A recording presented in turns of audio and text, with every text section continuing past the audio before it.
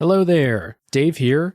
Just want to remind you that Tales from the Backlog is supported on Patreon by some personal heroes of mine, like Chris Nelson, and new patrons Listoff, JD, Rick Firestone, and Colby Moyer.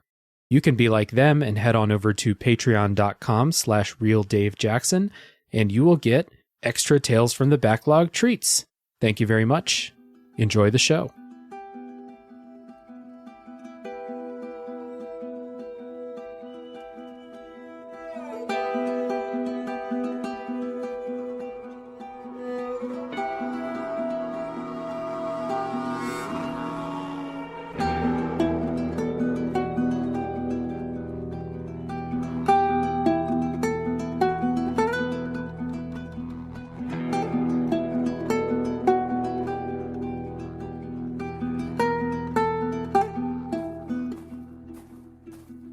Hey everybody, my name is Dave Jackson, and you're listening to Tales from the Backlog, a video games podcast where each week I bring in a guest to talk about a game that we played. My guest today is a friend of the show, one of the three co-hosts, my second time having one of the hosts of this show on from the Play Along podcast, The Final Hope for Humanity, Ben Robinson. Hey dude. Hey man, thank you for having me. Good to have you on the show. Jared was on the show before, now I got you. Kai, I'm coming for you next, man. Yeah, I've been itching to get on, and Kai will definitely make an appearance at some point. You got to get the Holy Trinity. Yeah, so before we get into talking about our game for today, which is The Last of Us, why don't you take a second and explain to everybody what is going on over on Play Along Podcast? Yeah, so we are a book club / audiobook podcast, I guess. We kind of dance along the line of those two genres. We essentially take a game, split it up into different sections, and then each week we will come together, having played that certain section, and discuss the plot in depth, as well as gameplay mechanics, what we thought of it, general opinion, etc. Mm-hmm. So if you are looking to avoid spoilers, then we are not the podcast for you, unfortunately, because we go very heavy into it. Right. So those are our main series. We do an interstitial in between the two main series. So we will sort of just play like a one-off game, play as much as we can, come together, discuss our time with it again. And we all rotate. So we sort of, I just picked Martha is Dead, which we just finished at the time of recording. And then we played Kirby's Dream Course as the interstitial. And Kai is next up. He's chosen a Quarry. So we've got a good little mix of games. Kind of 9 times out of 10, Kai is our indie person, and Jared is our Nintendo person, and I tend to be the heavy story person. That's kind of like the free. But I mean, we've covered everything from Ocarina of Time to Metal Gear to Martha is Dead to Kentucky Route Zero, Disco Elysium. There's like a whole range there. And then the last one we have is Get Wrecked, which is our little side series we do once a month, where one of us will have on a guest and we recommend each other a game that we haven't played. And then we will come together and discuss it as well. Because I actually wanted to drop that you was on an episode of it with Jared. I was, yeah. Yeah. And I think you played Until Dawn, didn't you? Yeah, I played Until Dawn. He recommended a horror game for me. And in very on-brand fashion, I had Jared play Dark Souls. Yeah. Which he's still playing that. Or he just recently beat it or something like that. So I feel like I did good. Yeah, he just recently beat it, and he's already sizing up his next FromSoft game, so you've unlocked some sort of beast inside of him. Yes. People, this is an audio-only format, but I'm grinning like a sicko over here, like I did it. I converted somebody. Yeah, that's it. Mission accomplished. Yeah, so Play Along Podcast is a good time. I recommend it for everybody, and I really like how, this is a kind of week-by-week book club, but like if I say, next week this week we're talking about The Last of Us. It's not like someone can play through all of The Last of Us in a week and listen to this episode or something like that. But on your show, let's say you did cover The Last of Us, that would be a month maybe of episodes, 4 or 5 episodes, something like that. Yeah, we try to kind of split it up in such a way that not only can we play it in a decent time, but also anyone who's listening who wants to play along can. Like, we all have jobs, and, so also the three of us kind of really value, like, sounds wrong to say a work-life balance, but, like, we don't want the podcast to get in the way of seeing our family and spending time with our significant others and stuff. So it's like, okay, we would rather break a game up like 2 or 3 hours a week of gameplay rather than having 4 or 6 hours a week, because we can play other games in between it. So, like, I mean, I was playing Martha's Dead, but I was also playing Guardians of the Galaxy at the same time, as well as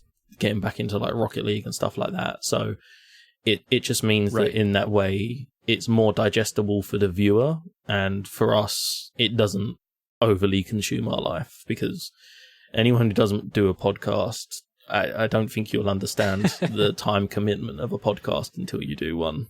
Yep. So that balance and like the kind of slow approach of it really results in a really fun product. And then, like you said, you have the interstitials, you have the Get Wrecked shows where you kind of shake it up a little bit like that. So again, I said it on the Pokemon episode that Jared was a guest on, but Play Along is a really good show. I recommend everyone go check that out. Far too kind.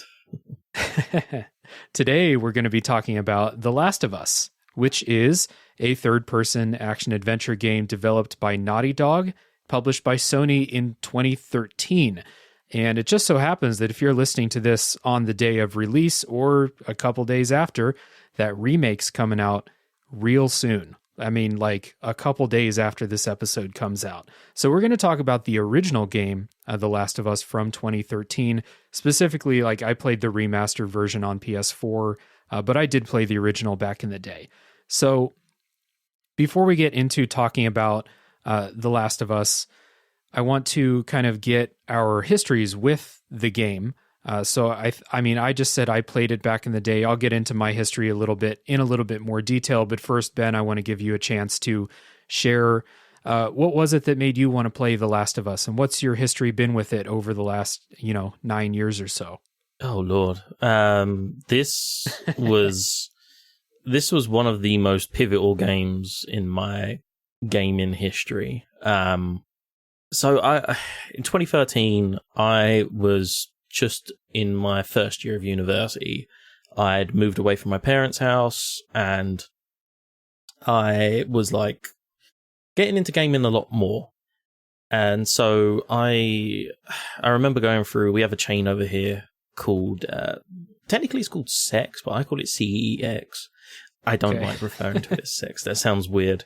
But it's like a GameStop. It's like a secondhand store. They do like games and DVDs and stuff. Mm-hmm. And I was walking through, and The Last of Us caught my eye, and I read the blurb on the back of the case, and so like in the UK, we have like student finance. You get like X amount of money towards your living costs and things like that. Mm-hmm. And I was like, I got the money spare for this. And I was like, do you know what? Fuck it. It sounds gritty. It's got zombies. It sounds like a good time. And I just bought it on a whim. And holy hell, did it change my life. I played it on the PS3, and then I got a PS4, and then I bought the remaster, and I played the DLC. I played the multiplayer, and to the point where, I mean, I know this isn't an audio format, but I can show you. I don't know if you can see it. I have a firefly tattoo. Oh yeah, I see it right there. Yep. He's not lying, folks. Like, it's there. This game is absolutely pivotal.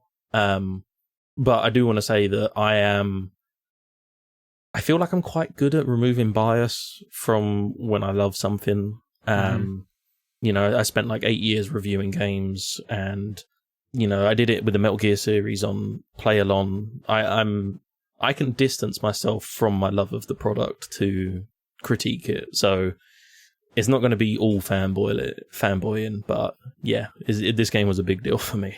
All right, game on. So for me, I didn't have a PS3. So when this game came out and started getting all the, rave reviews and stuff, I was playing my Wii U or whatever I had at the time. And people just kept telling me like, oh, The Last of Us, this is, or like, game reviewers and stuff like that, Game of the Year and stuff is like, this is one of the best games ever made. And I was like, shit, I got to borrow a PS3. Eventually I did get a friend to let me borrow his PS3. And I played it and I got a couple hours into it and I did not like it. Like I quit playing. I got frustrated. There was a very specific stealth section that I was like, fuck this game. Playing this game sucks. Like I enjoyed the production value and the voice acting and all of that stuff. And I was into the story. I just didn't like playing it at all. So I put it down. I became that guy who, whenever someone talked about The Last of Us, I was like, actually, it's not that good. That was me for a while.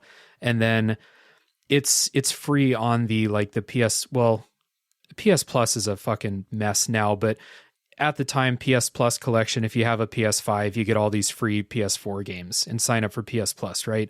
So it was free. I decided to give it another shot. Part of the appeal of giving games another shot is that I can look with a more critical eye for the show. And so I wanted to replay it for the podcast and see if I could get through it and stuff like that. And I did. And that gets us into some opening thoughts before we talk about the spoiler policy and like dig into it.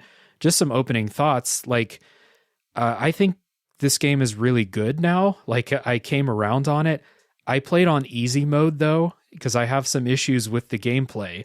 I turned the difficulty down to easy. Nothing wrong with that, man. No, like this is actually how I play all the Uncharted games too. Cause I just don't, I don't think Naughty Dog does difficulty in a very interesting way. So I turned it down to easy.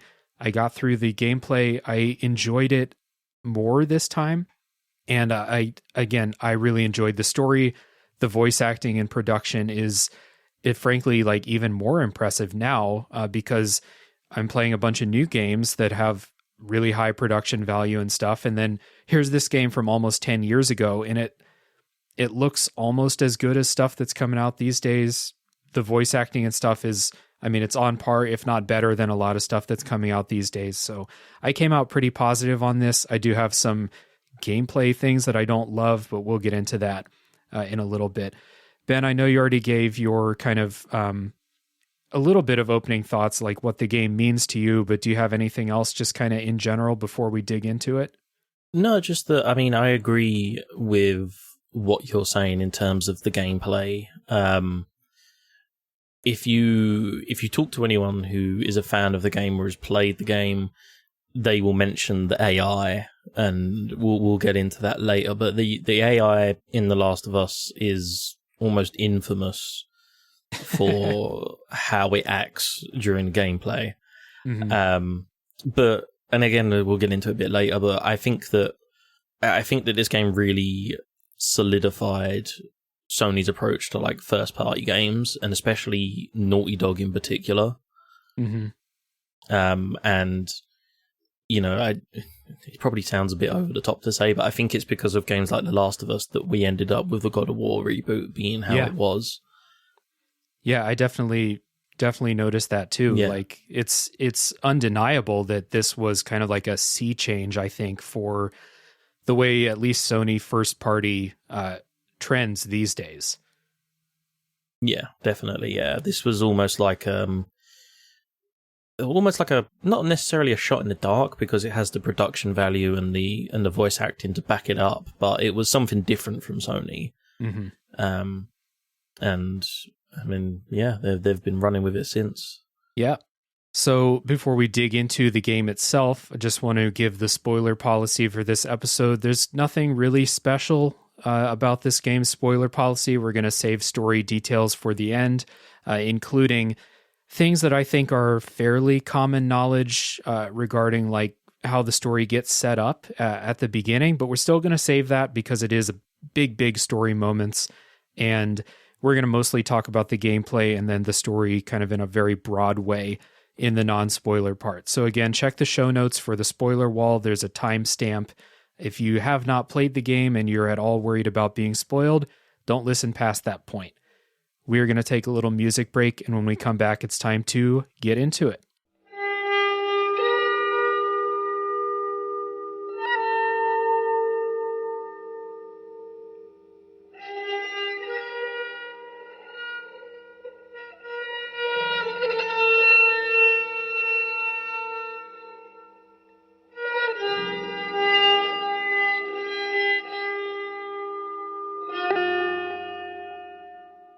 So I kind of brought up the story of The Last of Us before the break, and we're just going to kind of set up what's going on in the story. This is set in a post-zombie apocalyptic Boston and other locations across the United States.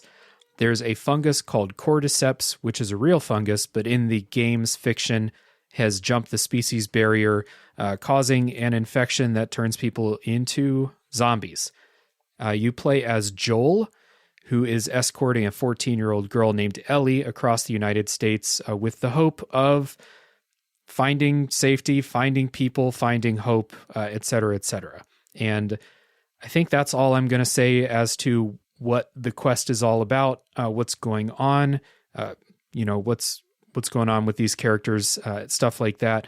The story is fairly standard, lots of, zombie tropes that are in a lot of zombie media and stuff, but I do think that it does play a big part in the grand plot of the game and why some of the moments hit as hard emotionally as they do. So I do want to stop there as far as what's going on. But you're playing as Joel most of the time, voiced by, who's he voiced by? Voiced by Troy Baker. Yeah, Troy Baker. I always get Troy Baker and Nolan North mixed up. And it's even worse in this game because Nolan North is also in this game. He is voicing a character that you would never, ever guess, though. So I want people to play that, try and figure out who Nolan North is, because it's very different from his normal roles. Yes. And Ellie is voiced by Ashley Johnson. We'll just get this out of the way. I think the voice acting is incredible in this game, especially by the main cast, but there is no one in the entire game where I was like, I don't know about that. Everyone they are incredible in this game. Yeah, and it's kind of one of the reasons why it was so pivotal to me, because I'd always just thought, voice acting is just someone in a booth just saying lines, but to be able to, 9 times out of 10, they're normally watching a screen with the gameplay unfolding as they're sort of doing their lines. So to be able to put as much emotion into it as they do, and to really convey how their characters are feeling in that moment is absolutely crazy that it comes across as well as it does.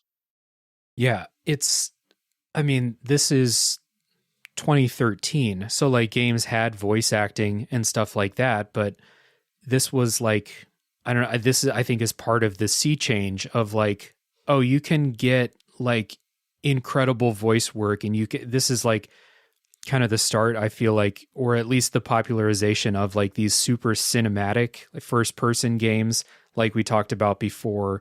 And part of that is getting good voice talent, getting them into roles that are really good. I think the writing in this game is pretty good. Everything works together to deliver this story in a really compelling way. Yeah, and as much as there are a lot of tropes of the zombie genre, they act as a springboard for the rest of the plot points. It's you almost, you're oh, this is a trope, I know what's going to happen, okay, right, and then all of a sudden it throws you a curveball.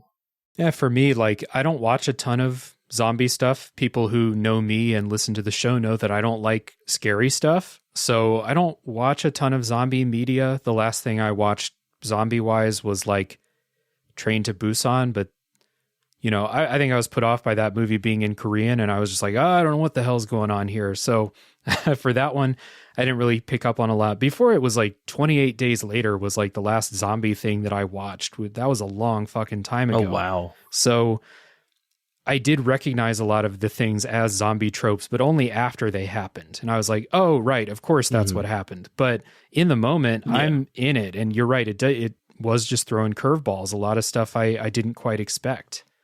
Yeah, just that. Like I said, there are lots of things that happen that lead on to other things that happen further down the line. And without saying too much about part 2, that's something that carries on into part 2. Part 2 is the finale of everything that happened in this game, and that's why it's part 2 and not a sequel. Right. Kind of along the line of voice acting here, I made a note that everyone in this game has a Southern accent, like Southern U.S. accent, which is weird because not everyone's from the South. The whole game's not taking place in the South. And I just kind of wonder, like, this is after a, zombie apocalypse and society's like pretty close to collapsing, if not fully collapsed. Is this just like the natural state of humans to have a gruff Southern accent like Joel and everybody else in the game? It must be. Like, I mean, the game takes place, 20 years after the outbreak is when you start playing, something like that? Yeah, it's not super long. No, all I can imagine is that Bostonites were the only ones to survive, and they just spread across the now empty US. Like, that's maybe there's some like unconscious thing about society, us Northerners, us Yankees, that we're on our guard, and we have to keep our accent going. And then when society collapses, you don't have to worry about that shit anymore. So you let your hair down, and this is the true American accent. Yeah. It's the true American accent, for sure. I think if I learn anything from this game, it's that after society's collapsed, I'm going to be saying y'all a whole lot more than I do right now. Oh, that must be the key to survival. There's something about it. Yeah. So traveling, you go on this quest. Joel and Ellie go on this quest. Along the way, they encounter various forms of infected zombies. There's, off the top of my head, maybe 3 or 4 types of zombies that you encounter at progressing stages of the infection. Yeah. You'll come across military, bandits, other enemies, and stuff like that who stand in your way. And without spoiling too much, I just kind of wrap up talking about the story here. I think that this game's story follows a lot of, well-trodden territory as far as zombie stories go. But the way that the story concludes, and why I'm so interested in playing part 2, because I haven't yet, because the way that the story goes in this game, especially at the end, is so good. Like the questions that it asks and the decisions that the characters make and the kind of what they have to live with after this game's over is so incredibly like thought-provoking, and like just I wouldn't have expected this from a video game. This is something that, like, if a movie did this type of ending and these types of things, mostly in the back half of the game, I would be just like, one of those movies where you drive home from the theater and you're too lost in thought and you get lost when you're driving home. That's kind of how I felt after I finished the end of this game too. So I'm obviously not going to say what happens, but I do think that it's excellent. And also, this is not a really long game. So if you're kind of on the fence about playing this, I think that this is a story that is worth experiencing. And Ben, I kind of feel like you probably agree with me here. Yeah, I mean, it's strange. Like, there are small curveballs throughout the story. Like we said, you think one thing's going to happen, something else happens, or something you wasn't expecting. But that ending, I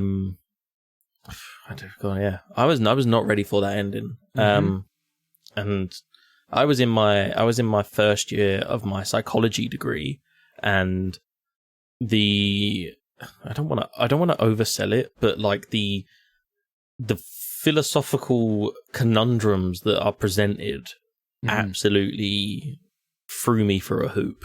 Yeah, because you're left standing there going, oh, shit, what would I have done? Would I have been able to do this, or would I have done that? Or, and it kind of makes you makes you think. It's one of the best games I've played that gets across the character's mission and puts you in their shoes. Like, yeah. I've been hard stroked to find a game that has done it as well as The Last of Us. Yeah, well said. You know, I've played a lot of games throughout the years that I feel like have good, compelling, and affecting stories. And this one, especially just what you said at the end, the choices they make and that kind of philosophical conundrum, that is something that, like, anytime I start to think about it, I'm just like, fuck, that is, it's just really well conceived and it's really well executed too. Again, the voice acting, the animation for the characters' faces and stuff like that, all of that is just excellent. So can't really speak highly enough of where that goes. And I can't wait to talk about that in the spoiler section. For now, we can talk about the gameplay and what it's like to play The Last of Us. And this is kind of a very light criticism of it, is that there are 3 kind of modes to playing The Last of Us. There is exploration, there is combat, and there is kind of stealth. And those 3 don't really cross over, you know? They're not fluid. Yeah, you have a place where there's no enemies at all, and then when you cross a threshold, now the enemies pour in and it's stealth time. And then once stealth is broken, you can never regain stealth, really. It's combat time. And it's a very light criticism because this is Naughty Dog's thing. The Uncharted games are like this too. You have your climbing sections, you have your walk and talk sections, and then you have your combat, and that's kind of just how it goes. In the exploration parts, you're going around gathering supplies, doing some very light puzzle solving, a lot of loose ladders, a lot of empty dumpsters to roll around to climb on top of in this game. Those kind of got old, especially later when you're doing a bunch of stuff involving rafts and, like, you know, throwing rafts down into the water because Ellie can't swim, pushing people through the water, and those got really fucking old. The ones with the ladders and stuff, they last 15 seconds. They're not a big deal. Yeah, it's when it's something like that. So, I mean, I don't know how many people sort of know this, but The Last of Us popularized the I don't know how to refer it. I called it the in-game loading screen.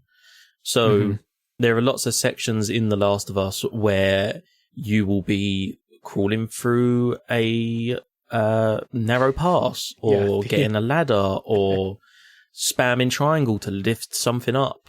And what the game is doing is de-rendering the world behind you and rendering the world that you're about to step into. And so it nullifies that loading screen and helps with the immersion and doesn't take you out of the experience. And that's something that, if you're listening to this now, you're like, oh, well, every game does that. And it's like, yeah, but they didn't used to.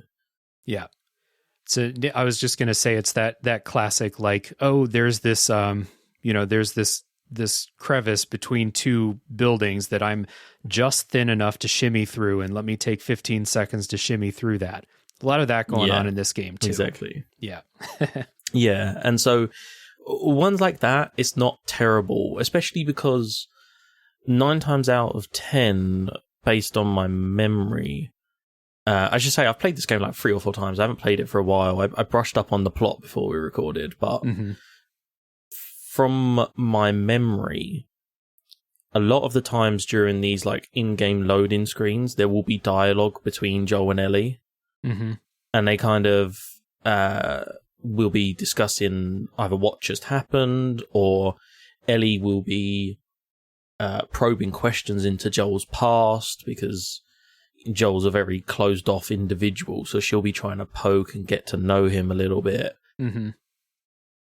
So like you said, those ones where it's 15 seconds, they're not too bad. But there are certain sections that last for a long time. Naughty Dog are the kings of, here is a dumpster, press triangle to grab it and move it and get it to this place so you can jump up on the ledge. And it's something that's very prevalent in this game. Yeah, I mean, I didn't mind it. I know some people like don't like those things. It's not a deal breaker. No, I mean, it's presented in a cinematic way. Like you said, there's at the very worst, you're gonna have to watch Joel shimmy through a crack for 5 to 10 seconds, and then it's done, and you're moving on. I know some people have an issue with those. I don't really care, especially in a game like this that is very cinematic in the first place. Like, this is part of why you're playing The Last of Us, is you want that cinematic experience. And, well, sometimes you got to pick up a ladder and carry it and carefully place it, like very carefully place it against the side of a building or something like that. So not a huge deal. During the exploration, one of the big things you're doing is gathering supplies for your crafting throughout the game. And so this is a good time to talk about that. I am not a fan of crafting in most games. I just watched a Nintendo Direct this morning, had a bunch of games that were focused on crafting in genres that I don't think should be focused on crafting. I'm a grump when it comes to this. However, I think the crafting in The Last of Us is really good. Number one, because it always feels great when you find a little stash of stuff, when you find some duct tape or you find some alcohol or something like that. Feels great to find that. Yeah. And number two, they strike this really great balance where you never feel like you have too many crafting supplies. And sometimes you'll run pretty low, but you'll never run out in a way that you are like fucked and can't continue. That was my experience. So what this turned into was a very kind of diegetic, like, there's a combat thing coming up. I see a bunch of waist-high walls. You know, there's going to be some combat coming up here. Let me top off. Let me make sure I have some Molotovs. Let me make sure I have some shivs and stuff like that. You can't craft 35 of them. You can carry 2 or 3. And it's just a very, I don't want to say realistic, but it's a, you know, more believable kind of crafting system that directly ties into combat and stealth in a way that I think is awesome. Yeah, and I think a lot of the balance comes from the fact that there are only like 4 or 5 fins that you can craft. Yeah, there's only like 3 or 4 materials that you pick up in the first place too. Exactly, yeah. So you might pick up some metal parts and you're like, oh, okay, well, am I going to use that for a shiv? Or am I going to try and make some sort of explosive device? And there are pros and cons to each, and you kind of have to weigh up, you know, do I want to use this one ingredient because 9 times out of 10 the one ingredient will be able to make 2 different fins, right? And you have to choose which one you want. And I think that's where the balance comes from it, because, you know, items are scarce, like you said, resources are scarce, and ever so often you'll hit a jackpot and you'll kind of be like, right, I can finally get some health packs back. And then later down the line you'll be trying to craft something and you're like, oh, crap, I haven't got any of them because I just made like 4 health packs and I should have used it for something else. Yeah. And I think that's what it is. I think that balance is, you know, simplistic recipes, simplistic materials. That's it. You know, we need X amount of stuff to survive. That's what we're going with. And like, I think crucially, a small amount of stuff that you can find, a small amount of stuff that you can hold at any one time. So you're not, you know, crafting Molotovs. You can't carry unlimited Molotovs like you might be able to in another game. In this one, it's like you can hold 2 or 3 max. And so those materials, the materials you find are precious. The things you make become very precious. You want to make all of that stuff count using them. So the crafting kind of ties into like the desperation of, you know, how the story's going. The crafting and the combat are very desperate as well, because again, you're not the Terminator carrying, you know, an arsenal of stuff. You have enough that, you know, Joel has a backpack on. He could probably fit 3 Molotov cocktails in there if he wants to, but it's it really works in a way that, like, yeah, I hate crafting in so many games. And in this game, I was like, this is actually really good. Well, because it's also like you said, Joel is a human. He is a dude traveling across America with a backpack. He's not a super soldier with a bag of holding and, the ability to carry 10 times his body weight. He is just a dude. Yep. And one thing, kind of continuing on with Joel just being a dude, talking about the stealth in this game, the stealth is pretty, I don't know, simple, I guess. You crouch around. There's usually waist-high things that you can hide behind, whether it's, road barricades or desks or something like that you're hiding behind. So you enter stealth mode when enemies come in. Usually you get a chance to do it stealthy first before, the gunfighting starts or the zombies come swarm you. So you're crouching around. You can do your stealth takedowns, whether you do them, with your arms, the way God made you, or you can use shivs, but shivs break. So you need to craft new shivs. And like we said, those materials are not infinite. So you have to be really choosy about, you want to use a shiv on this person and take them down super quietly, or are they far enough away from the rest of the group that I can choke them out? Basically, they're going to make some sound if you do that, though. So you have a little bit of choice about how you want to do it. And the other thing you can do in stealth, the other main thing, is you can throw bottles and bricks and stuff like that to kind of make a sound and divert attention away from you, or draw enemies into an area. Maybe you want to group them up together before you throw a Molotov, or maybe you want to send them over one way so you can go the other way. You can throw stuff and do that. Before I get into it, Ben, do you enjoy the stealth in this game? Yes and no. I feel like the stealth is helped by the crafting system we just talked about. That scarcity of things. And I mean, for instance, you were talking about the shivs. A little later on, as you're going through, you'll start to encounter infected, and one of those infected is like blind. Is purely purely sound based. And that's where these bottles and bricks come into play, because you can throw a brick and drag or bring one of these creatures towards you, and then you've got to use your shiv to kill it, which your shiv breaks. So now you need to weigh up, do I want to shiv this creature, or do I want to just try and get around it? But then there's also the element of other creatures will hear that.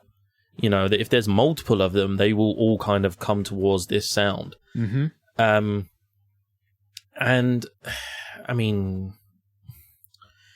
I feel like its simplicity helps it and its crafting system helps it. But I don't know how much you want to talk about it.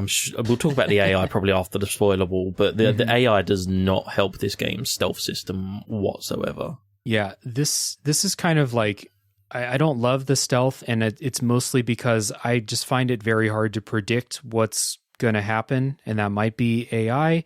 That might also just be because if you want to take the other side of that and say, well, intelligent enemies are unpredictable, I suppose.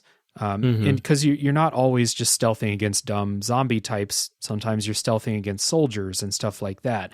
So my thing was just like, I got caught often when I felt like I should not have gotten caught. And the thing is, I said earlier, once stealth is broken forever. You will never get back into that fully stealth mode again. Yeah. So I just got into this kind of mindset where maybe about halfway through the game, I just kind of made peace with the fact that I'm going to have to break stealth before I think I, deserve to have gotten caught. And then it's game on. I'm playing on easy mode anyway, so it's not like it's as difficult as it would be. I remember playing this game on the standard difficulty the first time I played it, way, way back in 2014 or so. And the stealth section against some military pretty early in the game was the reason I stopped playing, because I just thought, this is bullshit, and you're pretty underpowered at that point in the game to take on a bunch of military dudes when stealth gets broken. So I don't love this. Yeah. Yeah, I was just going to say, like, it is possible to, well, you don't ever really regain the stealth. You can break line of sight, but they will stay on high alert regardless. Like, you'll never regain that. They'll always know you're there, and they'll always be searching for you.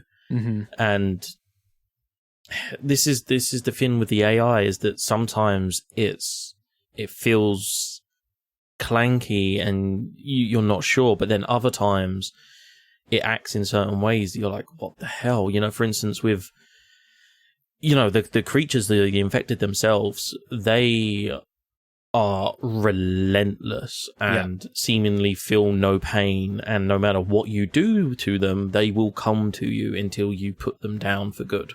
Mm-hmm. Go ahead. Oh, sorry, I was going to say, and then the enemy, like the soldiers, the humans, they'll do things like, it has the Naughty Dog mechanic where if there's tall grass, you'll crouch and hide, and you can take bodies out in the grass and remain hidden. Mm-hmm.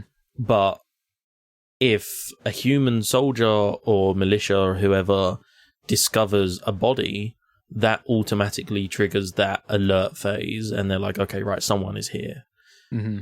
Which is fair enough, I guess, but it's just, like I said, I always felt like, I executed what I was trying to do and I get caught, or like I go through it, I die because I get caught.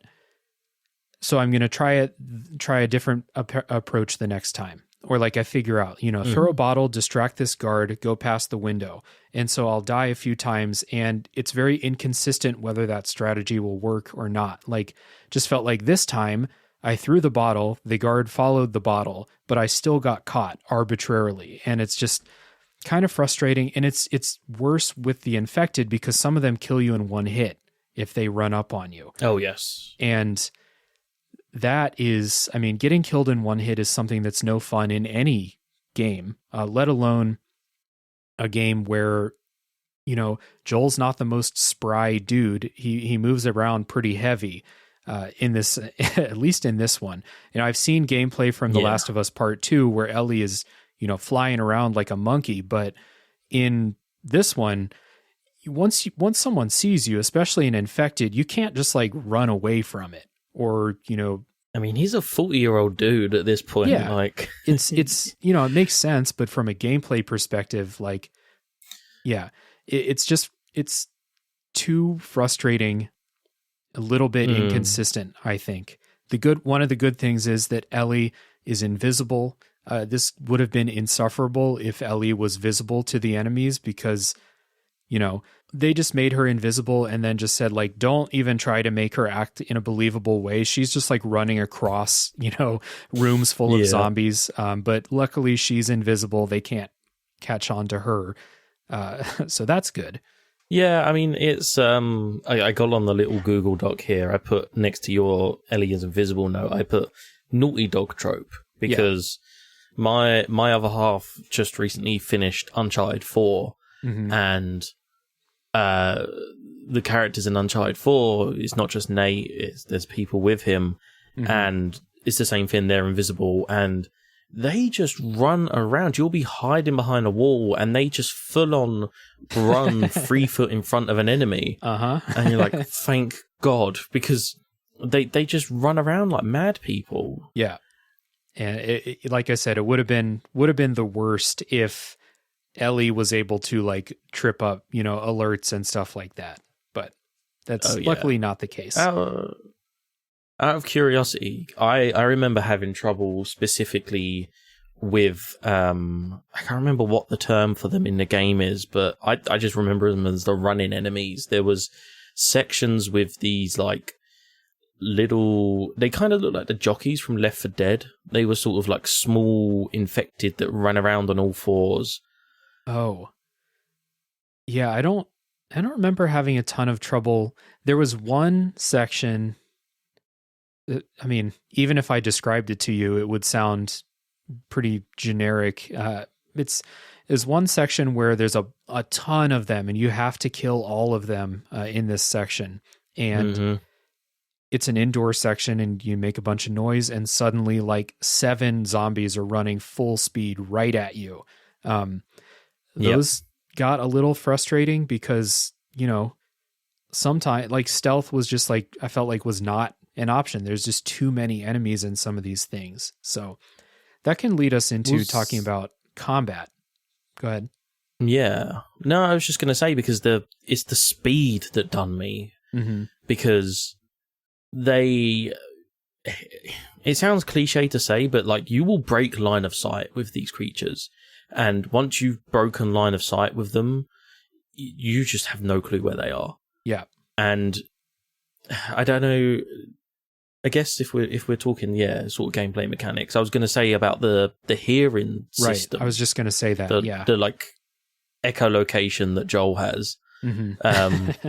He has this like ability. I think it's if you hold L1, the world goes grey, and you can see the outline. It's specifically the outline of anything that's making noise, and that's why these little dudes were giving me so much trouble, because they are silent when they run.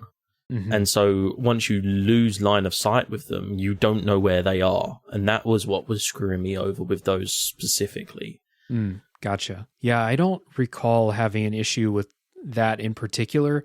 It was more just like, once you do break stealth, which is a good kind of segue into talking about combat, you will have, several, dozens sometimes of enemies running straight at you. The regular ones are not so tough, but there are some that are just like super fast, running right at you.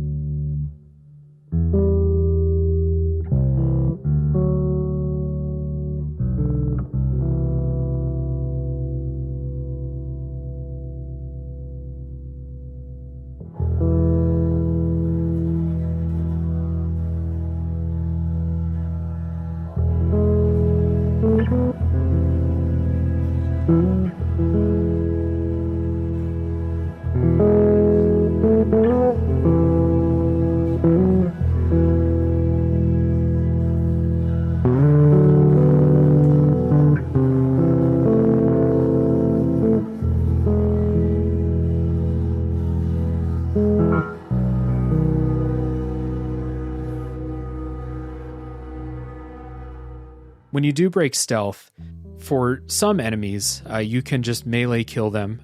There is a melee combat kind of mechanic, and you have melee weapons that you can carry with your fists, shivs, 2x4s, pipes, etc. You can upgrade them to have nails sticking out of them and stuff like that. I think the melee combat in this game is terrible. Too many just big swings and misses. Really hard to line up, hits, especially if there are some where you're in one-on-one melee combat with humans, and I thought that was really just like, again, Joel's not an expert fighter, so if you want to make the argument that he's going to miss sometimes, cool, but from a gameplay perspective, pretty frustrating to die, multiple times just because, Joel is just whiffing in melee combat. I didn't like this. Oh yeah, he is power over technique when he has a 2x4 in his hand. Yeah, but to counter your counter and just play devil's advocate a bit, like, as much as you could make a realism argument for Joel being, a man in his 40s, early 50s, whatever, this is also his job, essentially. He is. I was going to say he's like running around, sort of transporting stuff. That's his job. He's coming into contact with people. Yeah. I would assume, anyway. So to me, I would imagine that he has at least some self-taught combat experience. Yeah, not only is he a survivor of a zombie apocalypse hellscape for 2 decades, he's also a mercenary who is, they make it very clear earlier in the game that he's a killer. He is very, versed in, violence. He's a violent, battle hardened. Yeah. So I guess that is a good counter to my playing devil's advocate on myself. You know what? Fuck it. He should not. Melee combat should not be as hard as it is in this game. I don't know what it is about the human enemies. Like they move like Muhammad Ali. It is ridiculous. Yeah, like, definitely. it doesn't matter. You can line something up perfect, and they will still somehow duck out of the way, and you're like, what the crap? Like, it happens too often. Melee combat against the zombies is not so bad, except for the clickers, like you said, the ones that they can't see, but they respond to sound, and they will kill you in one hit if they get up next to you. Unless you have a shiv handy to shiv them away, but then you have to kill them, or they'll just come right back at you and kill you. And it feels, killing them feels kind of like QTE-ish, and there are QTEs in the game, like in combat and stuff, some set piece moments too, which was more the style at the time than it is now. I don't mind QTEs though. That's not a huge criticism for me. QTEs are fine. The main thing that made me want to switch the difficulty down to easy was the gunfighting, which you're going to do a lot of gunfighting in this game. So it's third person, and it's kind of heavy. I've described it as Joel feels like he's a Dark Souls character moving around. So this is not Nathan he's a Drake. Chunky dude. Like you said, he's 40 years old. He's had a hard life. His knees are not the best, probably. So moving around slowly. You have cover. The cover is it's not a very fun cover shooter, I don't think. And at the beginning of the game, your aim is like artificially lowered, like your ability to aim, because there's this thing called gun sway, and you have to spend a skill point or two to get rid of gun sway, which should be something that everyone does. If you're listening and thinking about playing. Fucking mercenary though. He is. So like, again, if you put me in the zombie apocalypse and I'm missing shots all the time, that's cool because I've never shot a gun in my life. But Joel, he's killing people all the time. So why is he just struggling to aim down the barrel of something that's standing still until you spend, your kind of skill point resources, actually drugs in this game. It's not skill points. You pick up generic bottles of pills that increase your skills. So you can get rid of that gun sway. After that, the third person shooting is fine. It feels heavy, but this is a heavy feeling game. But until you get to that point, pretty frustrating to shoot, and ammo's pretty limited. So every time you miss, you're like, fuck, how did I miss that? It's very akin to the Gears of War sort of style, where if I remember, sometimes it does get a bit clunky because Joel will like auto cover when you're near a low wall or things like that. And so sometimes you don't want to cover. Either that or you're like, you want to lean over your right shoulder, but Joel goes over the left shoulder and your view is all messed up. And it's a little bit wonky in that way sometimes. Yeah, it's just, like you said, it's not, it's definitely not the best third-person gunfighting that I've played. But I wonder how much of it, though, is to do with Naughty Dog trying to force you down that path of stealth and avoiding confrontation, because there are areas where you can, if you're fucking amazing at stealth, you can avoid gunfights altogether, but you have to be so good. Yeah, rarely, if ever, happened to me.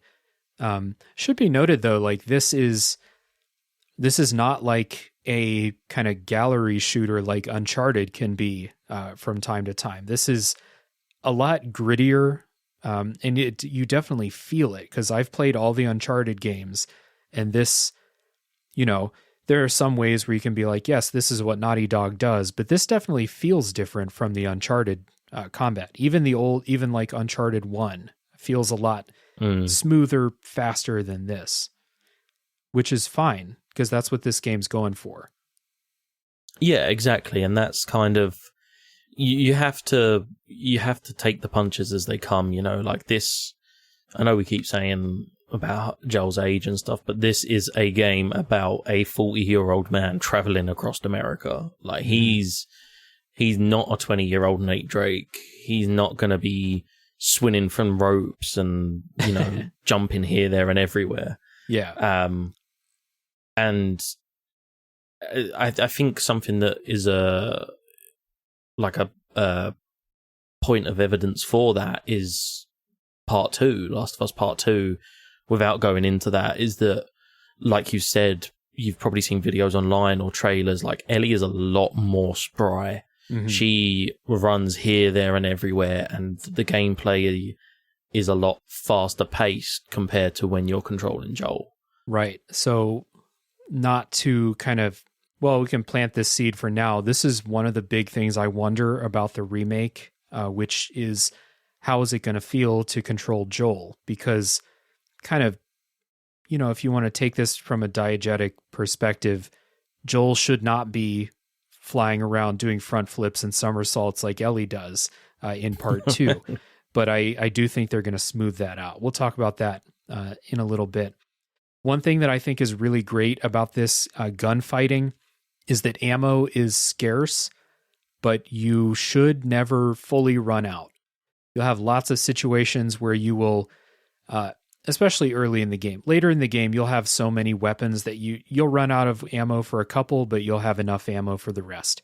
Early in the game, you only have 1 or 2 weapons to pick from, and it's just a very well-designed system where you always feel like you don't have enough ammo, but you actually do, but you really don't feel like you do.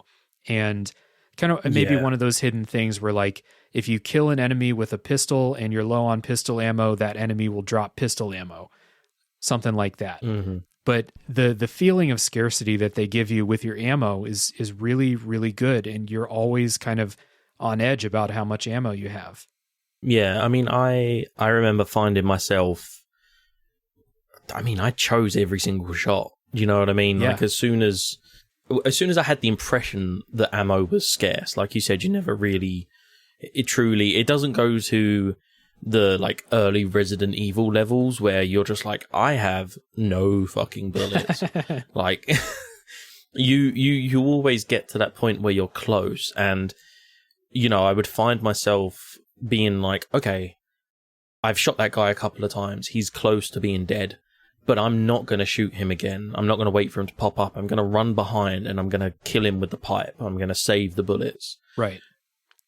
And the same goes for melee too, because your melee weapons have health too. So sometimes you will be like, you know, if I hit that guy with the pipe, it's going to break, but I do have 5 bullets left. I'll just shoot him. Something like that. Yeah. Because melee weapons are also somewhat scarce. Not as much as the ammo, but there can be times where once your melee weapon is broken, you might not get another one for 20, 30 minutes, which, depending on the situation, feels like an eternity. Yeah. It's a really good, again, we talked about it with the crafting supplies, but the feeling of scarcity with resources in general is just really good. It's really well balanced, and it gives you that feeling without ever, like you said, giving you that actual moment where you're like, I have no ammo at all, and so I'm screwed. I never had that situation.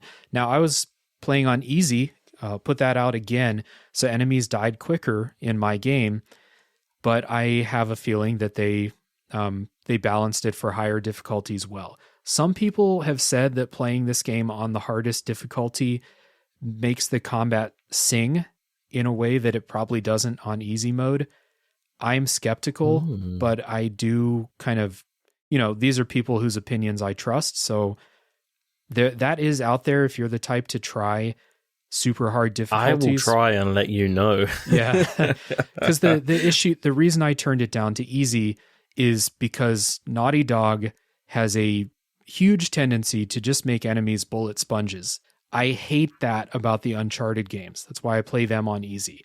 And it was starting to be that way in The Last of Us also. So I just switched it down to easy, did not look back. Yeah, I mean, you're talking about Uncharted. Like I said, my partner, who's also called Ellie, was playing Uncharted 4, and one of the enemies in Uncharted 4 that you encounter is a dude in fully padded out riot armor with a helmet and a minigun. Yeah, and I remember just kind of watching her play. Like, I was just sitting on my phone, and I'm like, I can hear her getting extremely annoyed. I look up and I see him. I'm like, oh, yeah, I remember that guy. Yeah. I got that feeling in this game, and even on easy mode, there are a couple of big bads in The Last of Us that I was like, I've shot this thing 40 fucking times. It's time. Mm-hmm. Like, it's not hitting me anymore. I have solved this combat scenario. Just let this end, please. Mm-hmm. Yeah. Yeah. I mean, we spoke about it a bit pre-recording, but for me, when we're talking bullet sponges, the bloaters are the enemy that comes to mind. Mm-hmm. Which is because they trope. Are like in video games, big fat enemies take 30 times the amount of bullets that a skinny enemy would take. Yeah, it's like this 7 foot tall accumulation of this cordyceps fungus that shoots spores, and I wonder if it was deliberate, right? Because I remember the section where you first encounter the bloater. I remember thinking, man, I'm doing good. I've got lots of health packs. I've got lots of shivs. I got lots of ammo. I'm doing good. Mm-hmm. And then this fucking bloater appears. And after the bloater fight, I have like next to no ammo, barely any med packs.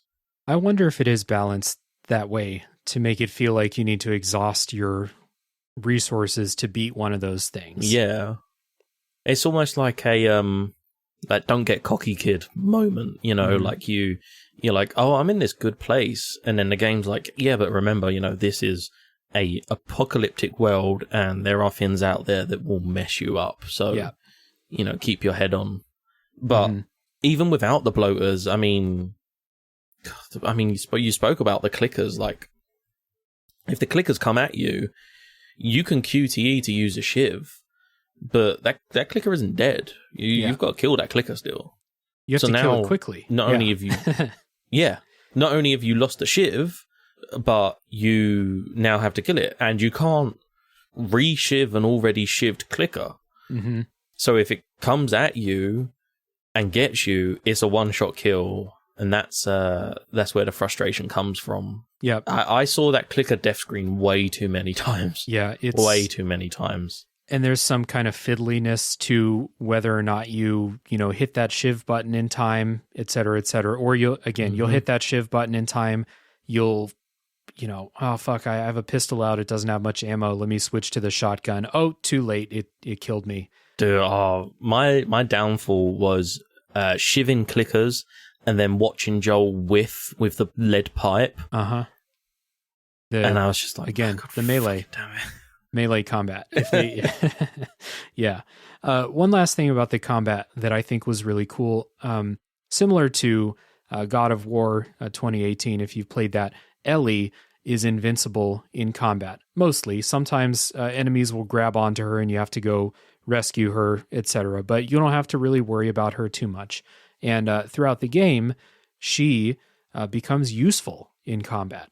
This was something I liked in God of War, how Atreus becomes useful in combat. Ellie does too. And I forgot to mention this back in the story section, but one of the best parts of the story is the growing relationship and trust between Ellie and Joel, and that extends into the combat. And as Joel trusts her to do more and more in dangerous situations, she becomes more useful in combat. And those two things tying together in this way is always really good in this game too. Yeah, and we will probably talk about it post spoiler wall, but there is a specific pivotal moment that makes Joel see Ellie in a new way. And it's almost like this light bulb in his head where he's like, right, yeah, I'm not just this is a human. I'm not just transporting something across this person can help me. And he starts to, like you said, he starts to trust Ellie a little bit more in terms of, giving her weapons and letting her be involved in the combat. And it's a two-way street. Ellie is she's God, how can I say this without spoiling? She has a lot of issues that you would expect for a teenager who grew up in a post-apocalyptic world. Mm-hmm. There are lots of trust issues and abandonment issues and things like that, and those are hurdles that she has to get over, and Joel has his own hurdles that he has to get over, and seeing that kind of grow and accumulate, like you said, into him trusting Ellie and her becoming not just like kind of helpful in combat, but at points really fucking helpful. Yeah. Mm-hmm. And I mean, again, I haven't played part 2, but she is a killing machine in part 2, and you kind of see the growth in that area throughout The Last of Us. Definitely.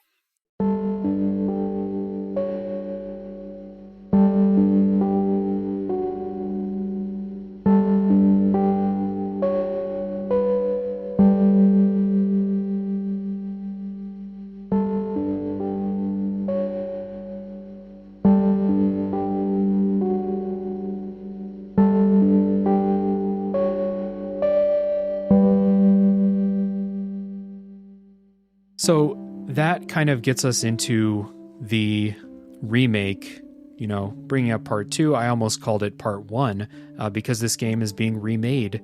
And like I said, if you're listening to this on the day of release, it comes out in like 2 days. We are kind of speculating, and just, Ben, I know this game means a lot to you. Do you think that it needs or should be remade, needs to be remade? See, I'm really, truly on the fence, because this is a strange one. Like, for the most part, I'm not a big fan of remakes. I did buy the game on PS4, like I said, but the reason I bought it on the PS4 was because I knew that the multiplayer was launching back up, and because it was bundled with the DLC, and I really wanted to see the DLC because, I mean, we can maybe talk about it a little bit, but like the DLC is a prequel to Ellie meeting Joel. It's Ellie's story, and it lands somewhat well. There are some points that it doesn't, but it paints the picture of who Ellie was beforehand and why she was the way she was when Joel met her. Right. And so, to me, that kind of a remaster is good. I missed that DLC first time round. I personally, I don't have a PS5. Even if I had a PS5, I don't know that I would necessarily buy the remake. I don't think it's for me.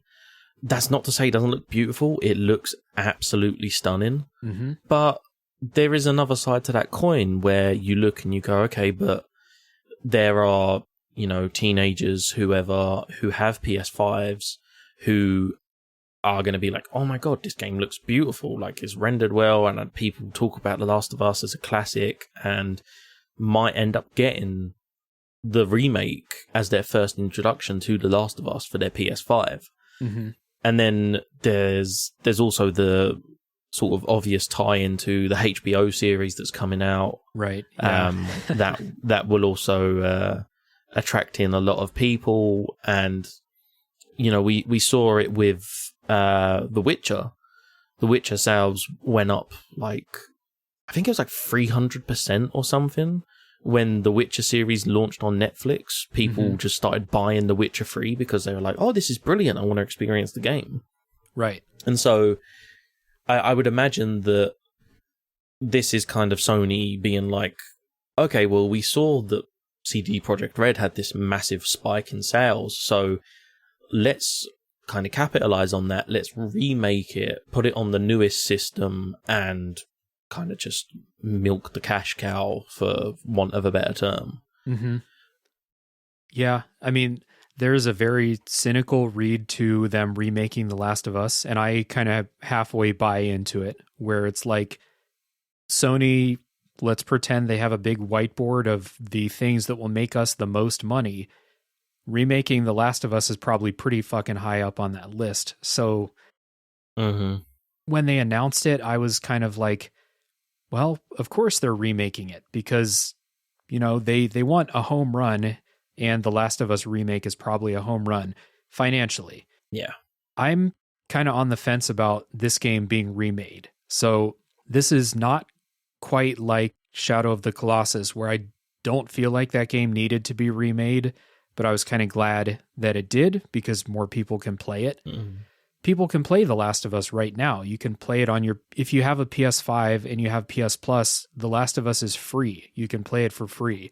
So this is not an accessibility thing. No. I think The Last of Us shows its age in the way it feels to play sometimes. And I've kind of complained about some gameplay stuff up until this point. So a remake would probably make it feel better to play, I think. And I kind of trust them to keep the kind of desperation and the weight of the game while still making it smoother, while making some of those things like melee combat a little bit more satisfying. But this is not like a remake that I love is Final Fantasy VII, where I think the old game is pretty rough to play these days, the original, my opinion.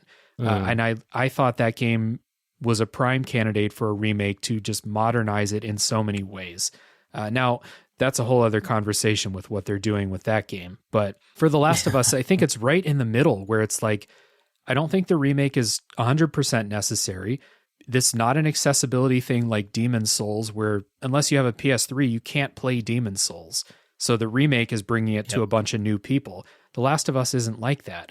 So it's this weird thing where it's really hard for me to even form an opinion because, I don't know, I just don't really care that much about it being remade. It's kind of like you said, that young person who's getting into video games, they look on the PlayStation Store, they're advertising this game, it looks beautiful, and they play it and they experience this story. Who am I to really care about that? More people experiencing this story. Along with me just being a little bit cynical about Sony, just, let's remake The Last of Us because we are going to make a fuckload of money by remaking The Last of Us. Yeah, it's double-sided because, I mean, I completely forgot that this was on the PS collection for the PS5, and like 99% of people who have a PS5 are going to have PlayStation Plus. That's just kind of how it's going to be. But at the same time, if you said to me, hey, here's The Last of Us made in Unreal Engine 5 with the same story and the same desperation, but the updated fighting mechanics and updated AI from The Last of Us Part 2, right, then that sounds a lot more tempting. Because a lot of the things that gave me frustration, and you too, from our conversation here, are things that should be improved by a remake, while also, it's going to look fucking great. The voice acting is going to be great. I've seen the side-by-sides that they showed. People love to cherry pick the ones that don't look that different, but some of them look way better. Like some of those side-by-sides look incredible. And like, I think the original game looks really good still looks great. But that shit's going to be running in 4K, 60 frames per second. It's going to be crisp. It's going to look great. Freaking ray tracing, everything. So I wanted to, like, in my heart, I wanted to be mad about this, but I'm not really. Like, this isn't, I don't think it's sacrilegious to remake this.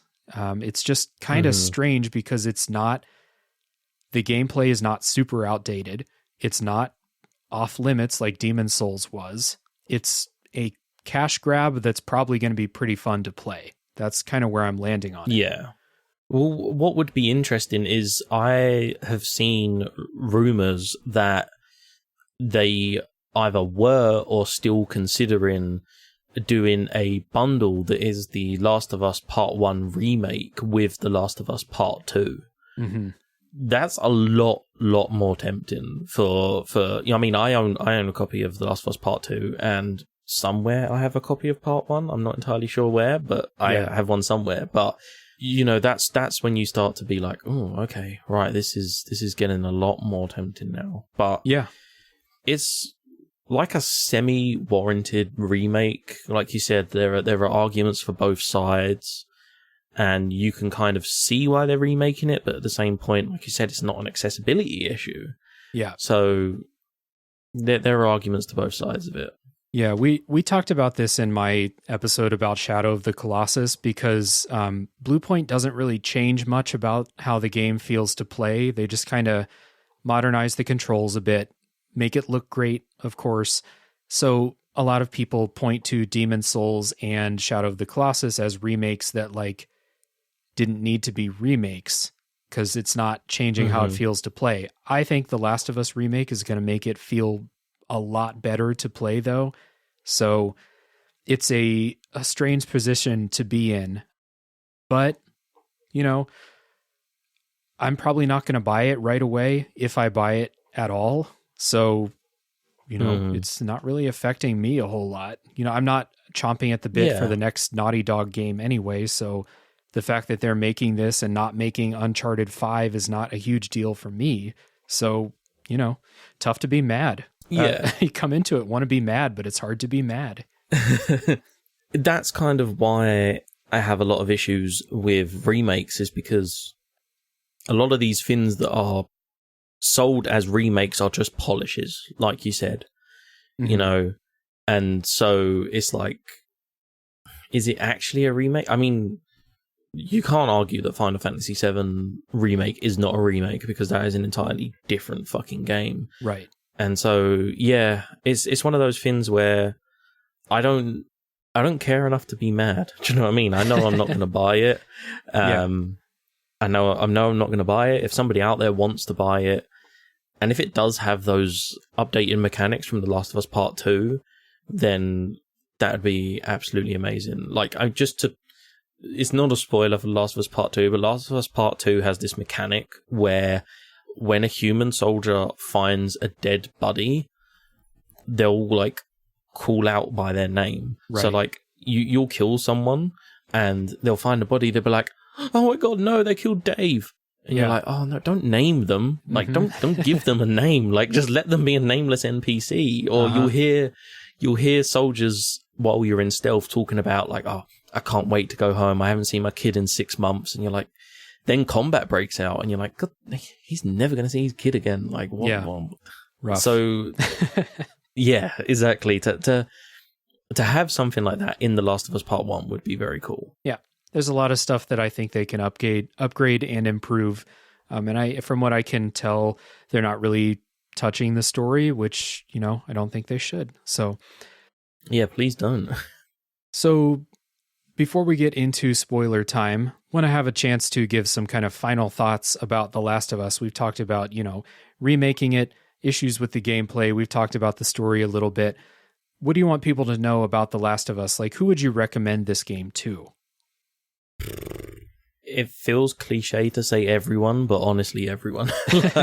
I feel like even with the rough edges that the game has, I feel that the quality of the game itself regarding the voice acting and things like that and the cinematics and the story it tells and where that story goes is something that everyone should experience. And, you know, that's kind of backed up by, you know, we normally say there have been games that we play on Play Along Pod and we're like, oh, well, you know, it's on Game Pass. If you have Game Pass, you have no reason not to play it. It's the same argument here. If you have a PS5 and you have PlayStation Plus, it's free. There's no excuse not to play it. Even if you dip your toes in and you're like, this is not for me, I think that everyone should try and experience it at least once. It's also been given away for free on PS Plus. So even if you don't have a PS5, if you're the type to just like add all those games into your library and then forget it, you might this just has been given away for free on there. I do 100%. I do recommend it. I'm not going to lie as well. I feel like this would be a good, like, backseat gamer game. Yeah. It's a good game to watch. It's very cinematic and, you know, if you're like, I kind of want to play, but if you know someone who wants to play and is willing to play with you sitting next to them, experience it that way, you know. At time of recording, I cannot comment on if I would recommend the remake over the original. I don't know enough about it at the time of recording to say should you buy one or the other. Right. I will say that if they have updated the combat and the melee and AI to The Last of Us Part 2 and left the story and everything else as The Last of Us Part 1, I would say, yeah, fine. Full price, £70. Okay. Mm-hmm. If it is just a reskin and it just looks nice, but it has the same gameplay problems that we've discussed in this episode, I wouldn't say pay more than like £35-40. So like what, $50-55? I wouldn't say go above that. I feel like that's like, yeah, what's full price in the US? Like $70? 70, yeah. Yeah, so I'd say like $45-50. I wouldn't go above $45-50, I'd say. Mm-hmm. But yeah, if you haven't experienced it, it's very hard to sell this game without spoiling it as to why you should play it. But there are so many things that happen in this game that you just need to experience. That's all I can say. Yeah, this game has a huge reputation. Like it's consistently named as one of the best games ever made. And for a while there, I was pretty skeptical about that. I think that this game, while I don't think this is one of the best games ever made, I think it hit at a time where people were like, what the fuck is this? This is incredible. And then since then, I think I've played a lot of games that I enjoyed more than this. I do think this game earns its reputation as a first of all, a very good game and a foundational game for if you enjoy these cinematic third person, especially the dad games, the God of War and stuff like that. This is this is the reason for it, as far as I can tell. Yeah. And I know I complained about the gameplay a little bit. I didn't have soul-crushing problems with the gameplay. It's just, these are things that I think are not as good as other parts in the game that are excellent. But as a cinematic game experience, do what I did, put it on easy mode if you're worried about it, and just enjoy the story, because I do think the story is really good, and the presentation of the story, the way the game looks, the way the voice acting is. We didn't talk about the music a whole lot, but the music is very good. Very kind of low-key, rustic, like acoustic guitar type stuff. It's real good. It's a nice game, and I'm always going to go to bat for a game that is 15 hours long like this one. If it's pretty good, play it. This is not a 45-hour game. It took me 15 hours. So yeah, I do recommend this. Most people who are listening to this show have either played The Last of Us or they have heard a lot about it at the very least. But if you have not played it, give it a try. Like Ben said, it's free if you have a PS5. If you don't have a PS5, it's been given away for free before. And the remaster you can buy on sale for like $10. You can go get it physical for like really cheap now. So yeah. Yeah, it's dirt cheap. Yeah. The remake, can't comment on that. But as far as the PS4 version, you can get it real cheap. So yeah, give it a try. Good game. Let's get into some housekeeping and stuff before spoiler time. So first of all, besides looking in the show notes for some handy links, is there anywhere else that people can find Play Along Podcast? I mean, the best places are pretty much any podcatcher. Mm-hmm. You'll find us on there. Instagram, Twitter, and TikTok, I believe. We do post occasionally when I remember to export the social videos. Yeah. They're all Play Along Pod. All of our social media stuff has our link tree in it that takes you to our Discord server, which is really great. It's a fun little time in there. It is. And then other social media places, like we're trying to do different things with the Discord and that. Like me and Jared are talking about potentially like streaming like a Summer Games Fest thing or something that happens, like a Game Awards thing, kind of having like a Discord hangout. So we're testing the waters with things, but yeah, pretty much any social media place at PlayAlongPod, and then a Right link on. tree. Yeah, we'll put that link tree down in the show notes so people can access it easily. Also, while we're talking here, you can just hop on that search bar on your podcast app, type in Play Along Podcast, and you'll find it. As far as Tales from the Backlog goes, best things to do to support the show, as always, are to hit subscribe if you haven't already. If you've enjoyed this episode, go ahead and leave a rating and or review. I would appreciate that a lot. And you will find a link to the Tales from the Backlog Discord server down in the show notes. You can come in and hang out and talk about games. We have a great group of people in there. Highly recommended. I also have a podcast called A Top 3 Podcast, where each week we do a top 3 list. Each episode we do a top 3 list. And sometimes those are about video games, not all the time though. So if you would like to hear me talk about something else, that's the place. Ben and I are going to take a break, and when we come back, it's spoiler time for The Last of Us.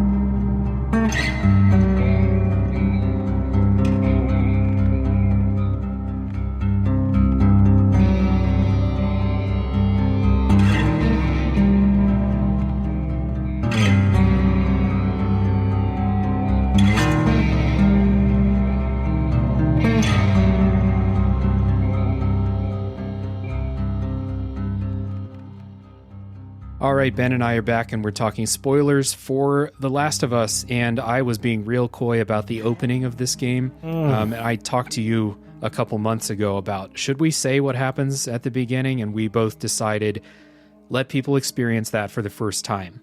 Because if you don't know what happens, the opening hits like a fucking truck, man. Dude, I swear I fucking cried the first time. It's rough. Even the second time I played, when I knew exactly what was going to happen, it was still rough. It's maybe even worse because you're not shocked by what's happening and you're paying attention to, the way the animations are and the voice and stuff like that. When Sarah dies, it is brutal. Yeah, to sort of like, to sum up what happens, the game opens you playing as Joel's daughter, Sarah. Mm-hmm. It is his birthday. She's given him a very expensive watch, and Joel then puts her to bed, and then you wake up as Sarah. You are looking around. There's like news reports about explosions and riots, and you see explosions in the distance. Yeah, I love that. You see the explosion on the screen and out the window at the same time. So it shows you like, oh, this is really close. Like, this is bad. Yeah. Yeah, and you go downstairs, and this whole section you're playing as Sarah. Your neighbor breaks through the window, I think, breaks through the door and like tries to bite Joel. Joel ends up shooting him, and Joel is like extremely panicked. He's like, right, we need to go. And essentially you are trying to flee the town. And I love this like fleeing the town sequence where you're driving around just seeing the chaos everywhere. It really reminded me of one of my favorite books, which is The Stand. And the first, 20 pages of The Stand is just like short little snippets from around the country as the plague is getting worse and worse. And it's like one of the best openings to a book I've ever read. And this kind of has that same thing where you're driving around and it's just little like chaos here, turn the corner, chaos here, like that. Well, so the thing I think that's done so brilliantly about it is that you're playing as Sarah, so you don't have to worry about driving or anything like that. Joel is driving. You can just move the camera around and from the back seat as well, and just kind of witness what's happening. And like you said, there's so many times where I think there's 2 or 3 times that Joel goes down a road and he's like, oh, we can't go down there. There's just like somebody eating somebody else on the floor, or we can't go down there. A car's exploded because it's hit a bus or something like that. And just kind of being like a witness to this chaos that has just taken over this town. It's just crazy. And then the fucking car gets hit, and you get T-boned by another car. Yeah, then as you're trying to escape, Joel has to say goodbye to his brother, and you kind of just assume, like, well, he's dead. Never going to see him again. Yes. That's one of those tropes we were talking about, right. Yeah. There's a lot of them. We'll kind of make the rounds through some of those. And then, yeah, it's that, like, you come across an army man, a soldier, Dave. The word is soldier. You come across a soldier, and Joel is kind of like, please help. I think Sarah broke her leg in the car crash or something like that, right? Yeah, so you're carrying her, remember? Yeah, he's carrying her. He's like, please help. And then, the soldier shoots at you, and Sarah dies. And that scene where Sarah's dying in Joel's arms is it's rough. It's a really well produced cutscene. This is kind of like the first one of those. Like, this game has a ton of cutscenes, and they're all really well done. This one is incredible. And like I said, I knew this was going to happen the second time I played, and the cutscene is so good, and the voice acting and everything is so good, it still hits really hard. Yeah, and I mean, we spoke about the voice acting, and Troy Baker does an amazing job of portraying the just absolute grief that Joel experiences in that moment. Mm-hmm. But I've got to give props to the soldier as well, because the soldier. See, we're both having trouble. Before he shoots you, he's on the radio. He's like pointing his gun at you, and he's like, "Don't move." And he's on the radio, and he's like, "Sir, I've got civilians." And then you hear him say, "Sir, but there's a girl there." Yeah, and that's when you're like, "Oh shit, what?" And whoever voiced this soldier does a brilliant job, because you can hear his voice like quaking, and you can hear he does not want to do this, but he is being ordered by whoever is in charge to do what he is about to do. Mm-hmm. And the fact that you can even hear that remorse in his voice before he's even done it just really adds to the entire scene as a whole. Yeah. And then you get a little time skip after that. You are kind of brought into the present day, where Joel's working with a woman named Tess, and just we're going to yada, yada, yada through some of the plot just so we're not here for another 3 hours. But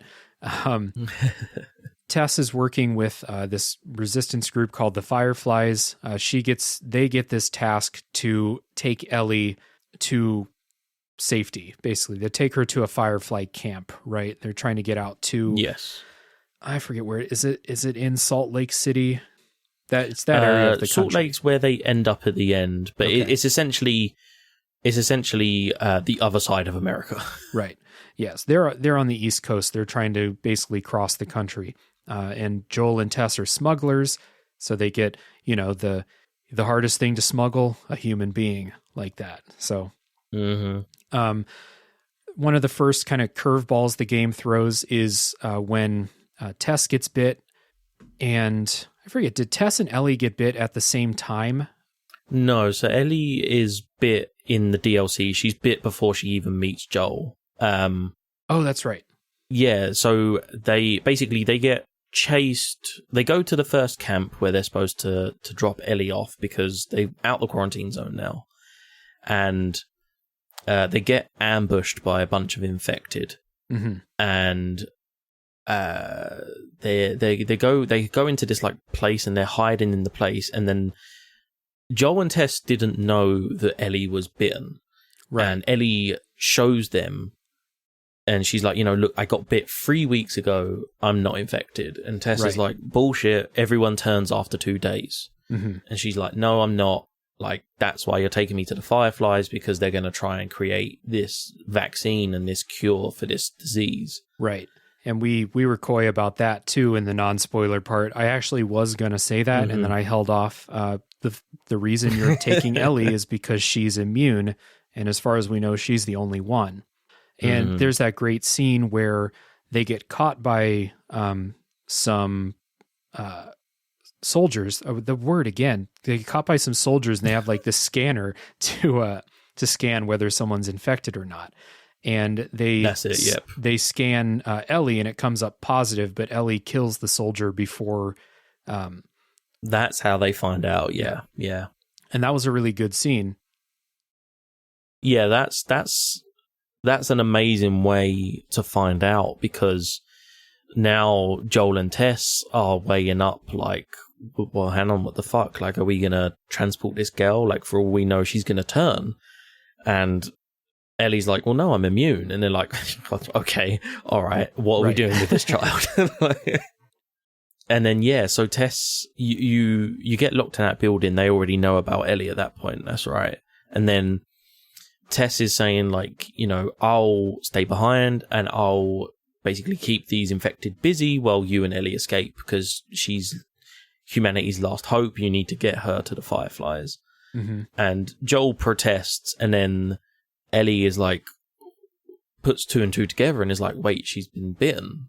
Yeah. And Joel's like, no, she hasn't. And Tess like pulls down her shirt collar and reveals that she has been bitten on her neck. Yeah. It's soldiers coming in there, because it's like a suicide by. Oh, is it soldiers? By soldier, because that's in the municipal hall. Yes. And that I remember that distinctly, because that's where I quit playing the first time I was playing, because I was trying to stealth with, at this point in the game, you have like a pistol and your melee weapon. You might have a shotgun at that point, but I don't know. Anyway, getting caught by these soldiers in stealth means you die, basically.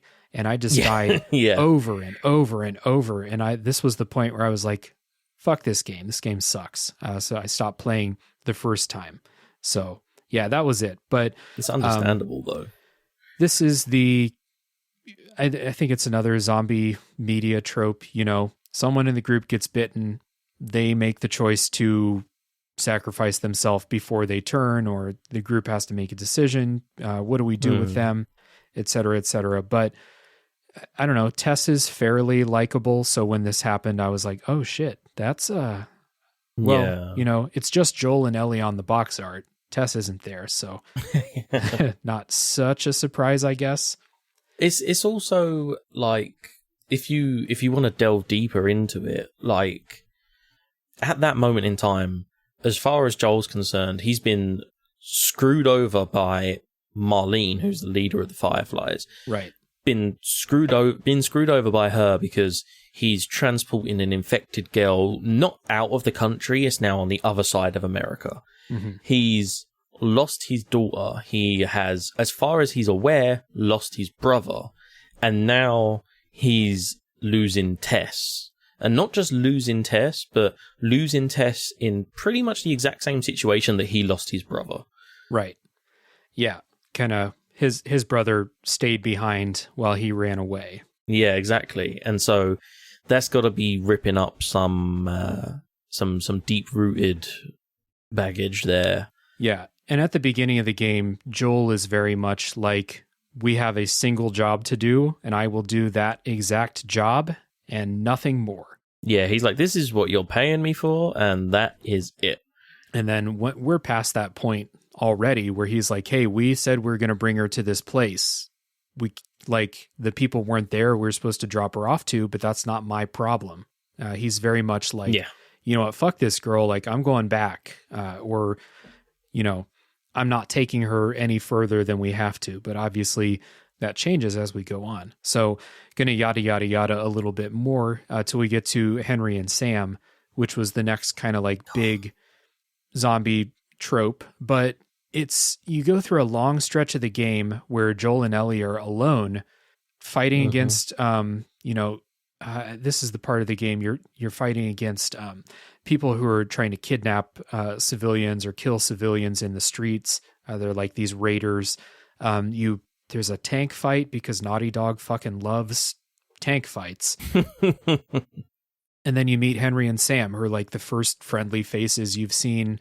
You have a nice little group for a little bit.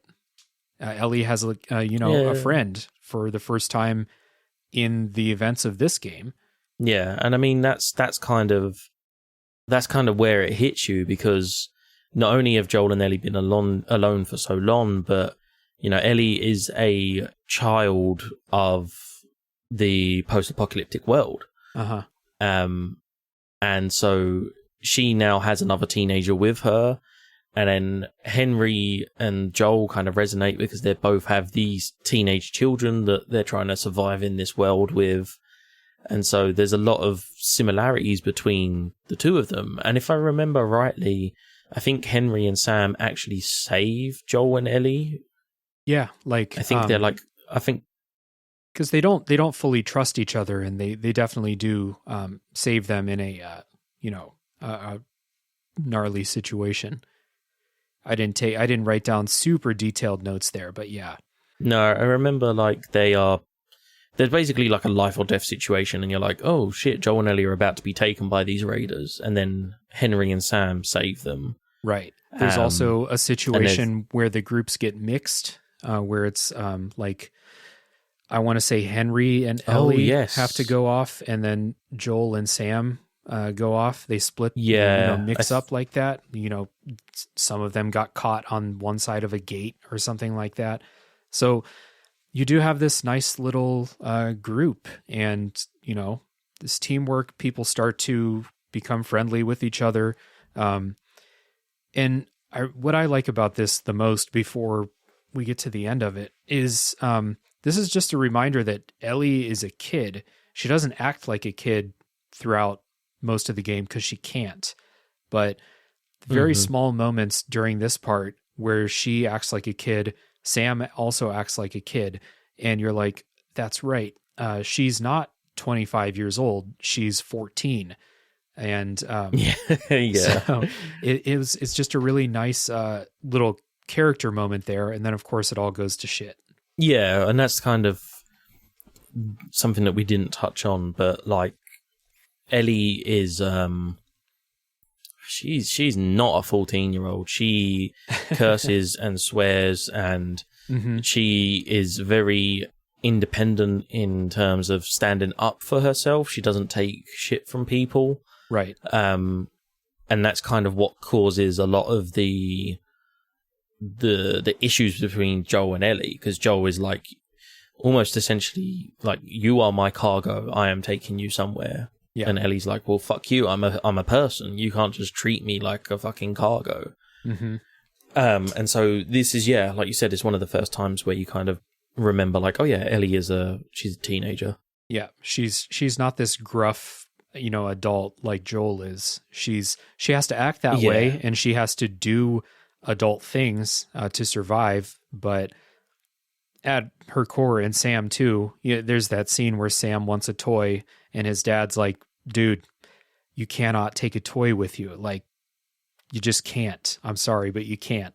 And Ellie steals it. Ellie just steals everything throughout the game, which is funny. Yeah, pretty much. Bit of her character. Yeah, but then Sam just decides to start Blair Witch in the room of the apartment. Yeah. And that was one that I predicted, because he starts asking questions. Like he and Ellie have a conversation. Ellie tells him about her friend, the one from the DLC who got bit and turned.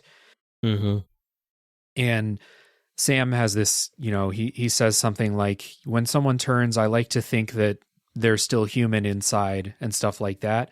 And I was like, oh, you got bit, didn't you, my man? And then he, 30 seconds later, he's, shaking and attacking Ellie. So and then that scene where Joel has a gun pointed at Sam, Henry has a gun pointed at Joel. Cause it's one of, these are very common scenes in this type of movie, right? Where it's like, you can't kill him, he's my son, brother, blah, blah, blah. But someone has to. Exactly, yeah. Like Joel, so Sam Sam and Ellie are in a different room, and then they fall into the room where Henry and Sam are. And Joel's like, fuck, he's turned, and he goes to reach for his gun in the bag, and Henry shoots at the floor near him. Yeah. And then they end up in this kind of standoff, like he said, and then Henry is the one who ends up shooting Sam. Right. And then he kills himself right afterwards because he can't cope with what he's just done. Yeah. Even though to us viewers, that's the obvious choice. You have to kill him lest you endanger the entire group. But I really like, even if it is, you know, standard for the genre, I really do like this kind of scene because it's just super hard moral decisions. And yeah, I really like this part. Yeah, and I mean, it's one of those things that we'll get into a little bit later on in the spoiler wall, but it's one of those philosophical conundrums I was talking about. You know, like, it's very easy as the viewer to sit there and go, yeah, well, you know, the greater good. You know, it's sure. Like the was it the trolley problem, where you're like, are you familiar with that? Yeah. Yep. Yeah. So it's like, you know, you've got the choice of killing one person or killing five, and you're like, well, morally speaking, you're supposed to kill the one because there's one life versus five. Right. And so it's that same sort of situation where it's like, if you don't stop Sam could potentially kill all of you and then go on to kill other people. Right. But it's very easy as a viewer to be like, yeah, you kill Sam. But like, I could not imagine being in that situation. Like, I couldn't imagine if like my Ellie, my partner, we've been together for like nearly 14 years. So I can't imagine being in a situation where she's turned and I'm like, well, what do? I genuinely don't think I would be able to do what Henry did. Yeah, I'm thinking about what I would probably just stand there frozen until it's too late, exactly. Basically. It's crazy too because Sam is a kid, which just adds just a little bit more onto it than, you know, an adult, I think. Yeah. And it's a very good scene, and this is a little bit of foreshadowing for what's happening later as far as that, you know, that choice for the greater good, sacrifice for the greater good. So, good scene here. Go ahead. No, sorry, I was going to ask very quickly, what did you think about the fact that Henry killed himself? Because Joel tries to stop him, but before Joel can get there, Henry shoots himself. I think it's pretty understandable. You know, number one, can't cope with what he's just done. But number two, you know, what else is he really living for? They were the last family members, weren't they? I don't know. I'm pretty sure the rest of their family died or left or something. It was just them two. Yeah, it was definitely just them in the group. I don't know about the rest of their family, but I don't know if he had time to process this whole like sequence of thoughts. But number one, like, I can't live with what I've just done, but also, what else do I have to live for? The main thing I assume he was living for was to keep Sam alive. Now that's gone. He's just going to third wheel it with Joel and Ellie for no apparent reason other than to just continue living in hell, basically. It makes sense to me. And yeah. This is easy for me to say, but I've always said that if there's a zombie apocalypse or something like that, I'm killing myself immediately if I don't have, you know, people that need my help. There is no way that I'm going to, you know, subject myself to that. Yeah, I mean, I can't even imagine being alone in that world, and especially like he's probably seen some fucking stuff in his time, you know. I'm sure they. But yeah, I was just curious if you would have rather had him like tag along and like quietly in the background be like trying to come to terms with what he's done, or I think it was more impactful to have it end the way that it did. Yeah, because it ends suddenly, you know. It's literally 3 or 4 seconds after. Yeah, 1 minute you have this almost like a little family group, these 4 people, you know, they're sharing canned beans around a campfire. Literally 2 minutes later, both of them are dead. Joel and Ellie are by themselves again. Yeah. And yeah, just a very harsh setting. It makes sense to me. Yeah, definitely. I'm going to skip over some of the things in the notes here. There's a nice another kind of foreshadowing thing, kind of setting something up for later. Nice scene where Ellie is trying to connect with Joel more and more because they grow closer together.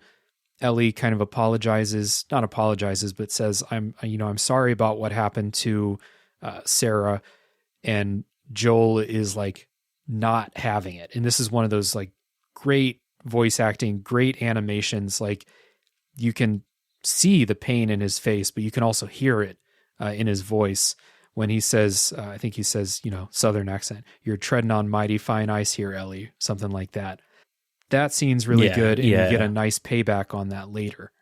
Yeah, and it's kind of like this whole thing where, if I remember rightly, Ellie finds out about Sarah through like a picture that Joel has or something. Yep. And she's like, "Oh, who's that?" And he's like, "That's my daughter." And she's like, "Oh, like, where is she?" And then Joel was immediately just like, "No," like, conversation done. Mm-hmm. And then a little bit later on, Ellie's trying to poke, like you said, and like, she it's very obvious that she is almost this like pseudo daughter, and he is a father figure to her. But it's hard. It's hard, because I mean, the manner that he lost his daughter, it doesn't matter that it's been 20 years. I don't think that wound is ever really gonna heal, No, and the fact that he's in this position again, trying to take care of a similarly aged, kid in the, the zombie apocalypse world. This is part of what makes this setup for the story so good, is that Joel has tried this before and his daughter died. Now he's trying again, kind of against his will. And how closed off he is to Ellie at the beginning and how he opens up, but then there are still moments along the way like this where he's like, "Nope, Ellie, no. Do not bring her up like that." It's all really good. Yeah, exactly. And it's like, it's like, we didn't talk about it in the beginning, but like Joel is essentially a recluse. The beginning of the game opens with Joel asleep on the sofa on his own with like beer bottles around him everywhere, and like he's never really truly brought anyone into his life since he lost Sarah and Tommy. Like he has Tess as like but she's almost more like a work friend more than anything. Like, she's not really a friend per se. Yeah, there was some implied, romantic history between them, but it was you never got the feeling that they were like, a couple or something. Not super close. Yeah, there was always this weird chemistry between them where it was like it was very heavily implied that Joel wanted to be with Tess, but was not ready to like open himself up to the idea of having someone else in his life. Yeah. So he kind of, totally shuts other people out from getting that close to him. And then when Ellie tries to make a very, deep connection like that, he's still just like, "Nope, absolutely not." But that is going to be tested here soon. Joel gets impaled on rebar, which happens a lot in movies, especially stuff like this. People are always fucking getting impaled on rebar. And Ellie has to take care of him. While she's taking care of him, we meet David, very unfortunate name for me, who is, there's your Nolan North, which I had no idea. I just saw it in the credits and I was like, no fucking way. Like that? Okay. That creepy piece of shit. Yeah. Yeah. So you kind of get hints, but David's really helpful at the beginning, and they do that, they do a really good story thing where you don't know if you can trust him, but then zombies attack immediately, so you have to trust him for a while. And Ellie feels that way too. You have this kind of thing where you go back and forth between Ellie and Joel as Joel is trying to follow in Ellie's footsteps. I'm going to kind of yada, yada, yada this, but David is up to no good.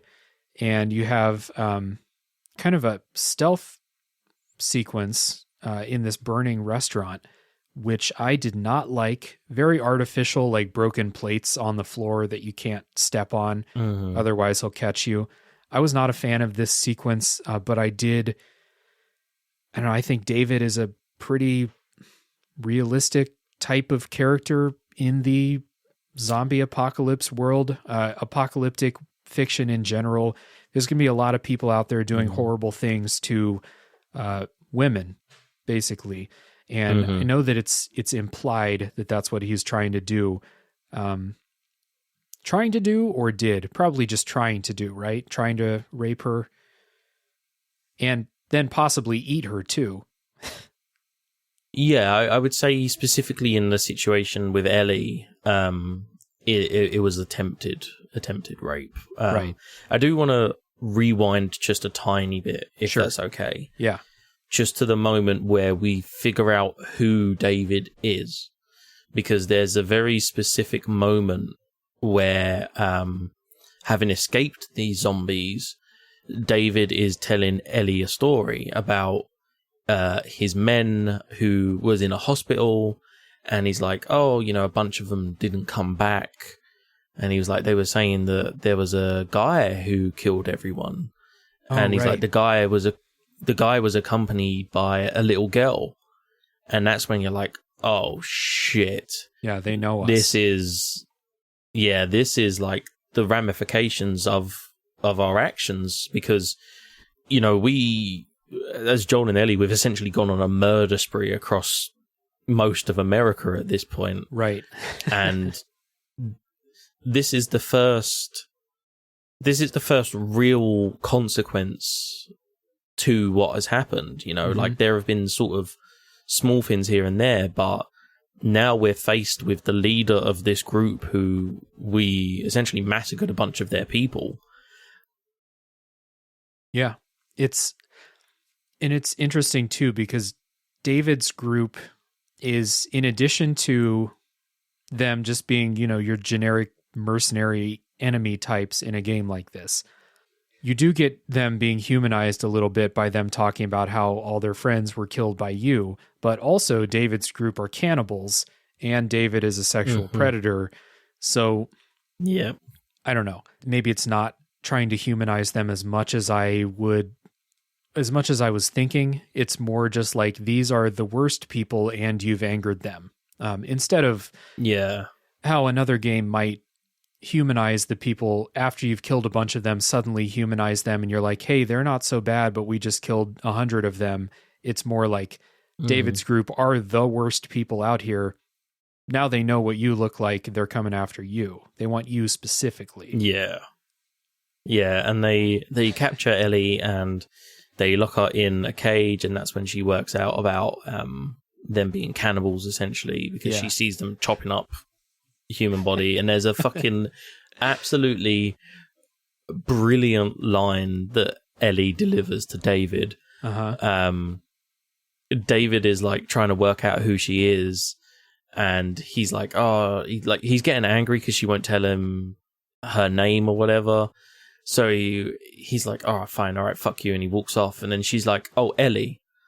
And he's like, what? Oh, that's it. He says he's going to chop her into little pieces tomorrow. And then he walks off and she's like, Ellie. And he turns around, he's like, what? And he's like, she goes, my name's Ellie. She's like, you can tell your men that Ellie is the name of the girl that broke your fucking finger, because like she's like broken one of his fingers in his hand. Right. And I was like, it's just brilliant. But yeah, now we've escaped, and we're in that situation that he was talking about in the burning pub, and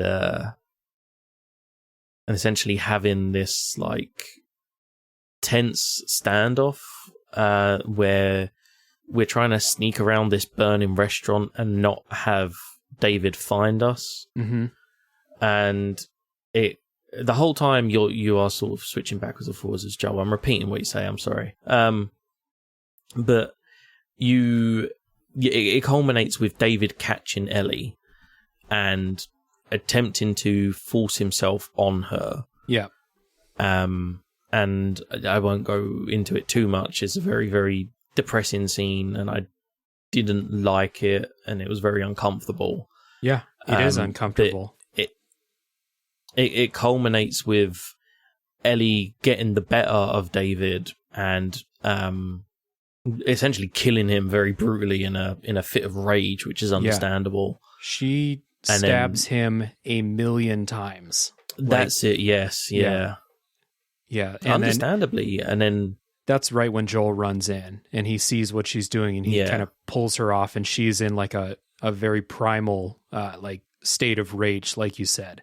And and she's sort of, oh, sorry, I was just gonna say, like, she's like crying, and she's like, you know, he tried to, and this is when it sort of tips and changes, because Joel embraces her, and he calls her baby girl. He's like, it's okay, baby girl, like, he's not gonna hurt you anymore. And that's when you're like, okay, right, Joel has fully accepted the relationship that he has with Ellie. It's a really nice, I mean, it's a really brutal scene followed by a very nice, like, you know, moment of comfort from Joel to Ellie. It's very good. I don't love David as a character, number one, because bad name for Davids around the world.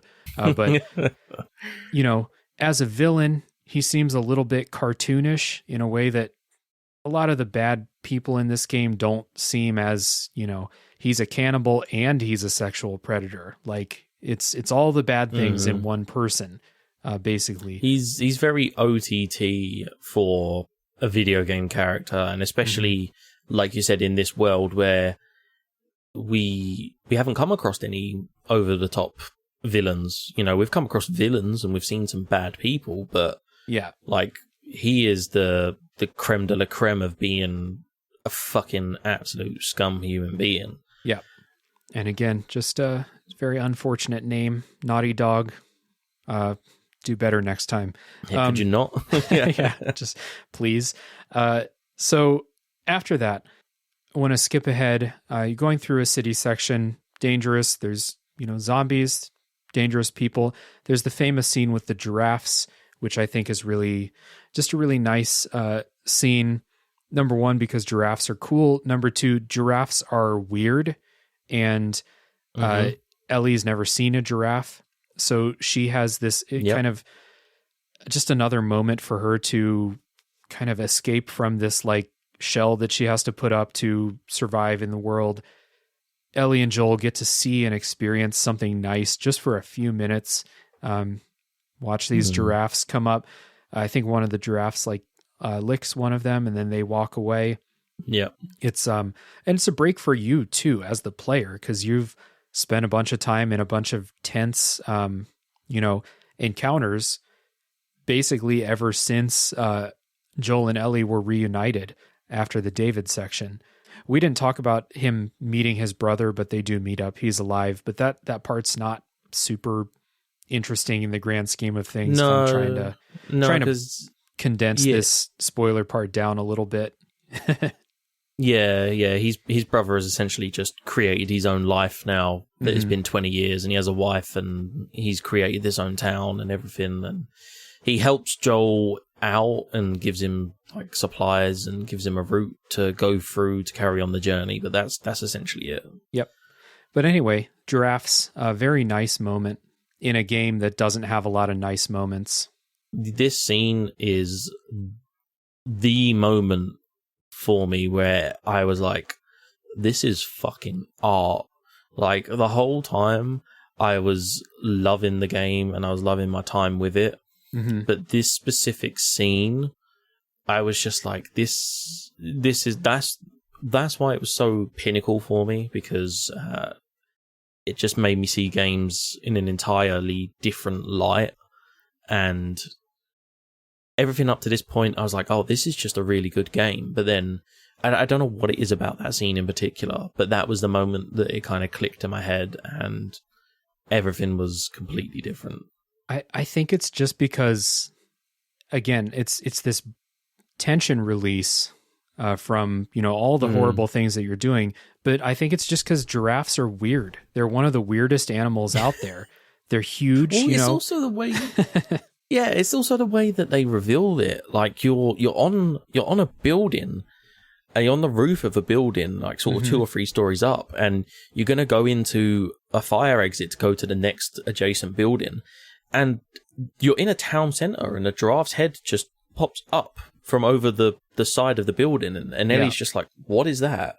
And you're like, "What?" And you go back out, and it's just a fucking giraffe in the middle of the town, like just roaming about. Yeah, it's surprising. It's a little bit funny. Like, again, this game is not funny, and there aren't a lot of like comforting, heartwarming moments in it, but this is definitely stands out, even though it's a pretty short scene. It's like a 1 minute cutscene or something like that. Then the giraffes are on their way, and Joel and Ellie are on their way too. But everyone who plays this is a scene that sticks out because everything is just so brutal all the time, and then you're surprised by just some fucking giraffes showing up. Yeah, and I think it's also the placement of the scene. Like from my memory, it's like I want to say less than an hour, close to, but less than an hour after the scene with David. Mm-hmm. And so it's kind of hot off the heels of that, and I think that's also part of the reason that it impacts the way that it does.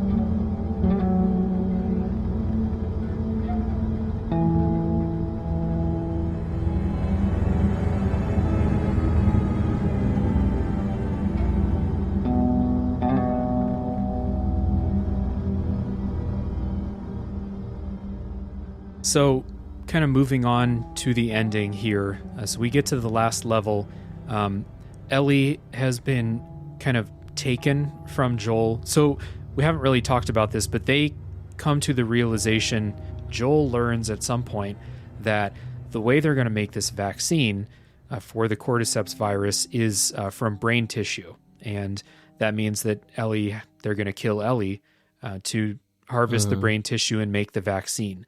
And Joel finds out about this after Ellie has been taken for the procedure, if I'm remembering right. I think Joel was knocked out, and you wake up in a room with Marlene, and Marlene has told you that she tells you everything about Ellie, about the surgery, and she's like, "This is what Ellie wants. We're going ahead with it."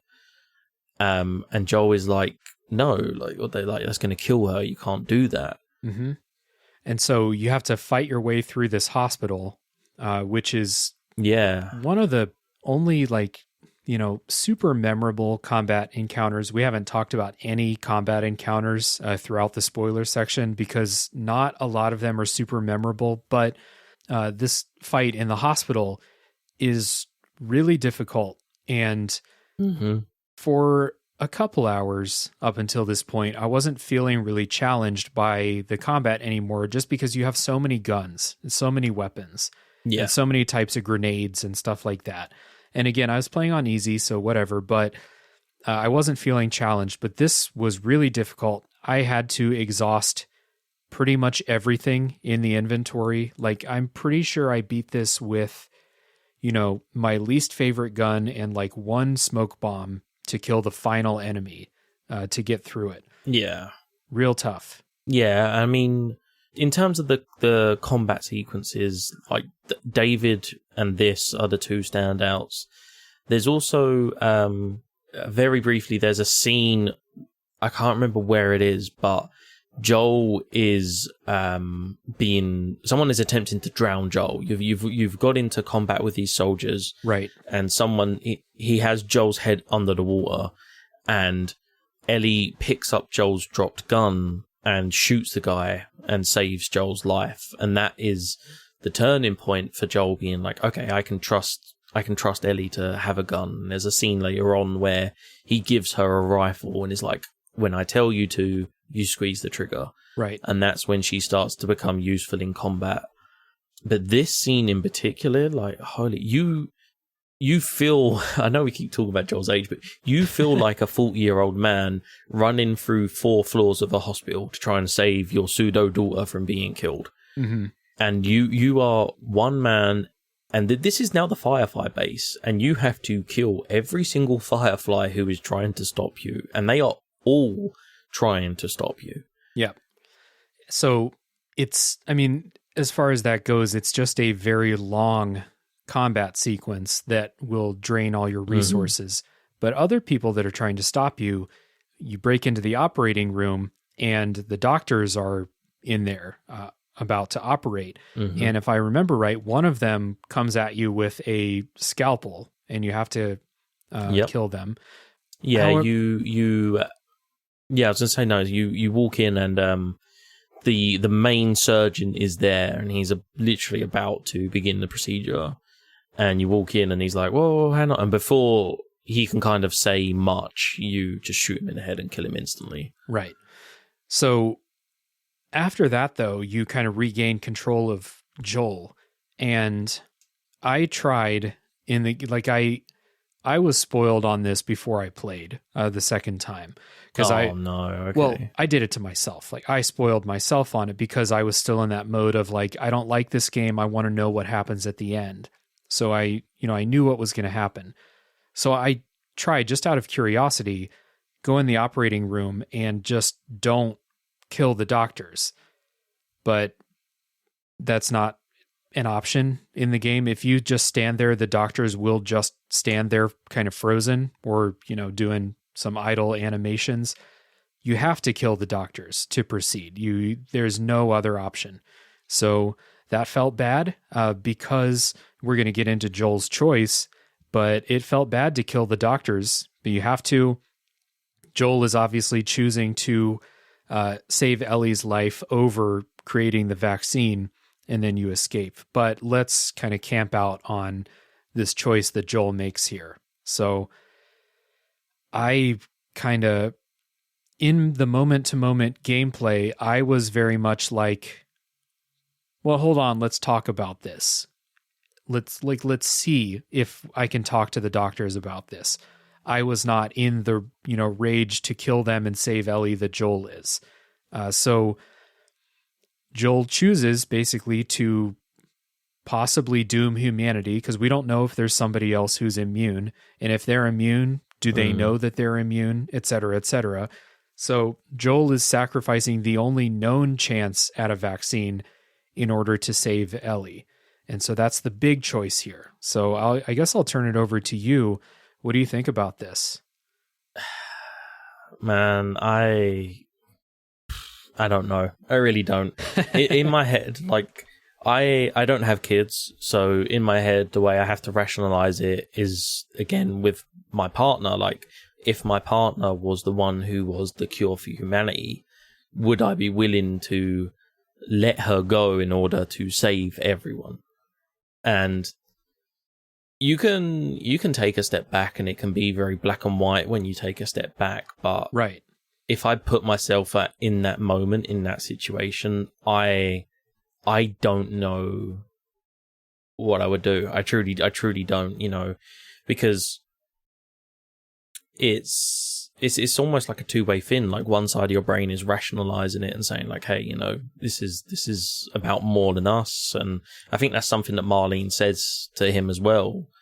It's about more than just Joel and Ellie. This is about the entire future of the human race.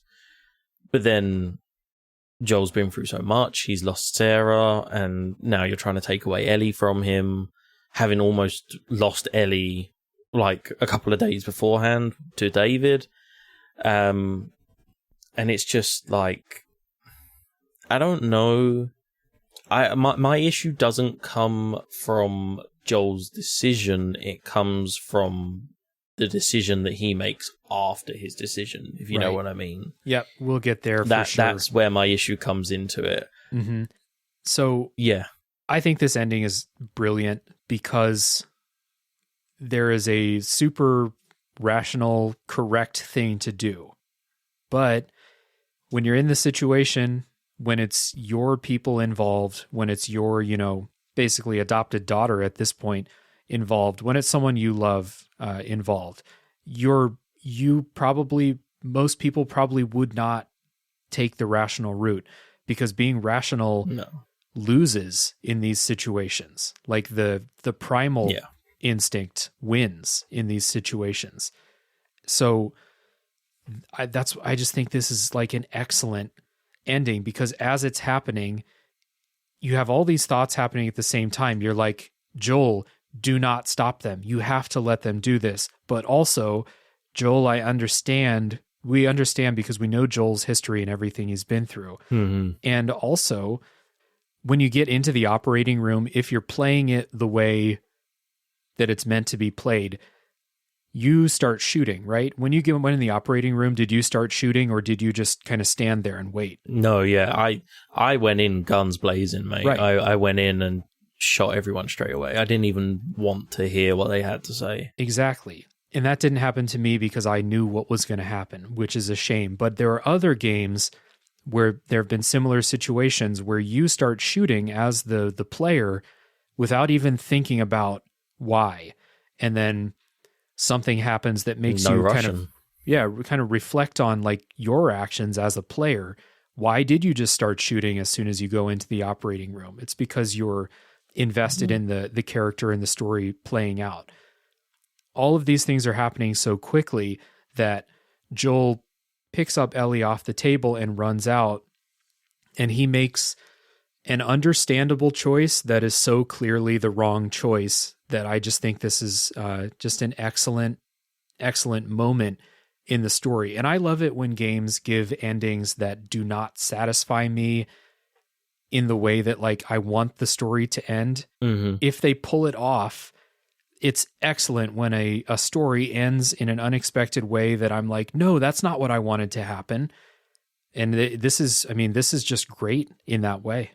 Yeah, 100%. You know, it's like, it can't have gone any other way, right? You know, if you break it down, this guy lost his daughter, spent 20 years living on his own, has traveled across the US with this girl, nearly lost her twice now at this point. Mm-hmm. And is just like, I'm not fucking losing this girl again. I'm not essentially losing a second daughter. Yeah. Where it gets a bit grey in terms of his decision and stuff is the fact that this is what Ellie wanted. Right. And that's kind of what causes issues at the end. I mean, so like before we get to the end, you leave the hospital, you're in the hospital car park. Marlene comes out and is like, you know, Joel, don't do this. And you shoot Marlene and she's on the floor bleeding. And she's like, no, please, like, don't shoot me. And he's like, no, you just come after us. And then he shoots Marlene and kills the head of the Fireflies. So the key thing for this is that Ellie never got to make this decision that's about her. Joel makes the decision, because when you're in the operating room and blah, blah, blah, Ellie's she's out. She's under anesthetic. Mm. And so Joel makes this decision. Ellie has no say in what's happening. So we've talked about Joel maybe possibly dooming humanity, making the wrong choice, clearly the wrong choice. But then you have this extra layer on it that Ellie didn't know what was going on. Ellie never got to make the choice. And it's, at the end of the day, this is her choice to make, mm-hmm. whether she sacrifices herself to save humanity. And when Marlene says that this is what Ellie would have wanted, I have no doubt that that's true, but Ellie didn't know. And so that makes, how the game actually ends so good, like just an excellent way for the game to end. As far as Ellie was aware, there was going to be like routine tests and things like that. She didn't know. She was fully expecting to wake up from the anesthetic. Right. Because Ellie makes a big deal about how she didn't know what her purpose was in the world and things like that. And she didn't know what she was supposed to do with her life in this post-apocalyptic world. Mm-hmm. And, you know, she is given this chance to have her life have meaning, but isn't given that chance because she never truly knows about it. And then the chance is taken away from her because Joel kills the only people we know of that can make the vaccine, right? So exactly, yeah. And then when she wakes up, she asks Joel, did they do it?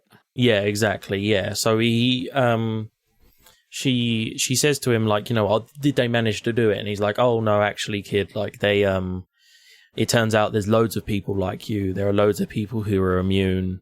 And they're like, they gave up on trying to get the cure from you because they had a bunch of people who already had the cure. And basically he says that the reason she doesn't have any like needle marks or anything like that is because they didn't need to test on her.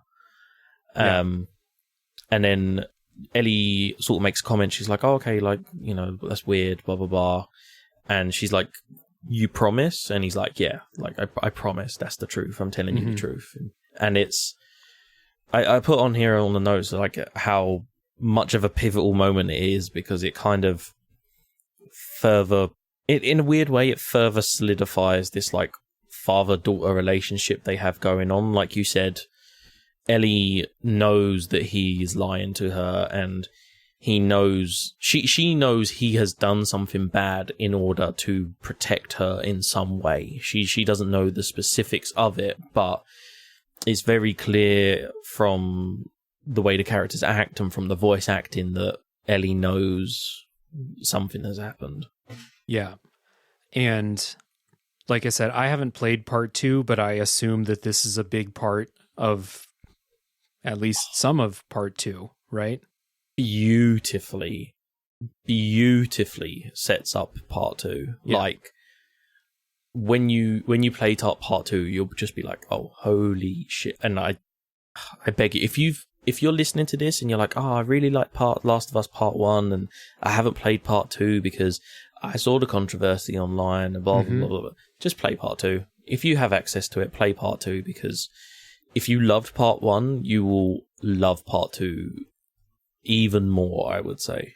Yeah, I've heard some praise from people that I trust that part 2 is good, and I don't want to speak for everybody, but some people are angry with how part 2 turned out story-wise because it's not how they wanted it to turn out. And just some very poignant words from, I believe it was Ryan from Listoff, who said, you know, it's good because you don't get to tell the story. It's not your story. You take in the story that's written. And the way that this game ends sets up a really interesting story. So I'm excited to play part 2 someday. It's, you know, on my wish list. We all have more games than we'll ever have time to play, but I will like make it a priority to play part 2 sometime. Because the way that this ends with this shared lie between the two of them, where I'm just guessing here, and people who've played part 2, you may think like, you know, well, I know how this turns out, but I'm just guessing that this, you know, perfectly is a good way to drive a wedge between the two of them, because there is this lie, there is a loss of trust now that, you know, could be explored in a lot of interesting ways. So it's just, the ending of this is so, like, you know, it's Joel loves Ellie a lot, and that is like heartwarming to see how far Joel has come. But it's also heartbreaking because just Joel has made the worst decision, and now he's got to live with it. Ellie has to live with it too. And it's just, it's really affecting ending. It's endlessly interesting to talk about and think about, because there are so many moral, you know, conundrums going on at the same time in the ending of this game. Yeah, because I mean the big part of it as well is that, as far as we know, with the Fireflies dead, there is nobody else in existence that can get this cure. As far as we, the player, are aware, that cure is 100% out the window. Yep. And so, with Ellie knowing that as well, she now knows, like, well, there is never a chance that I'm going to get to give the world this vaccine and this cure that I somehow acquired. And I will say, just to kind of tantalize you a bit, this lie is a part of The Last of Us Part 2, but there are bigger things at play in The Last of Us Part 2, and that's all I'll say. Very cool. But yeah, it's kind of this, as much as it shows how much Joel loves Ellie, it almost kind of shows how much Ellie loves Joel as well, because she's willing to trust him in a sense and just be like, okay, all right, I'm going to accept what you're telling me. Mm-hmm. And so it's kind of, they are both letting each other into one another's lives through what they know is a lie, but accepting like, okay, right, fine, that's, I'm going to believe you. Yeah, and there's a scene after this, I believe it's after the car ride.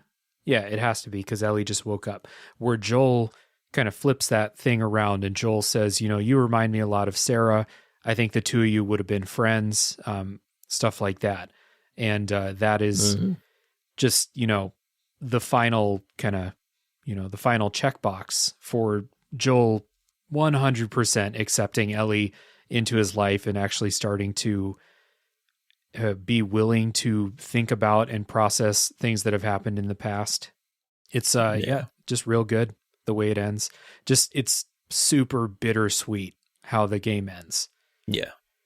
Yeah. 100%. And it leaves you wanting more.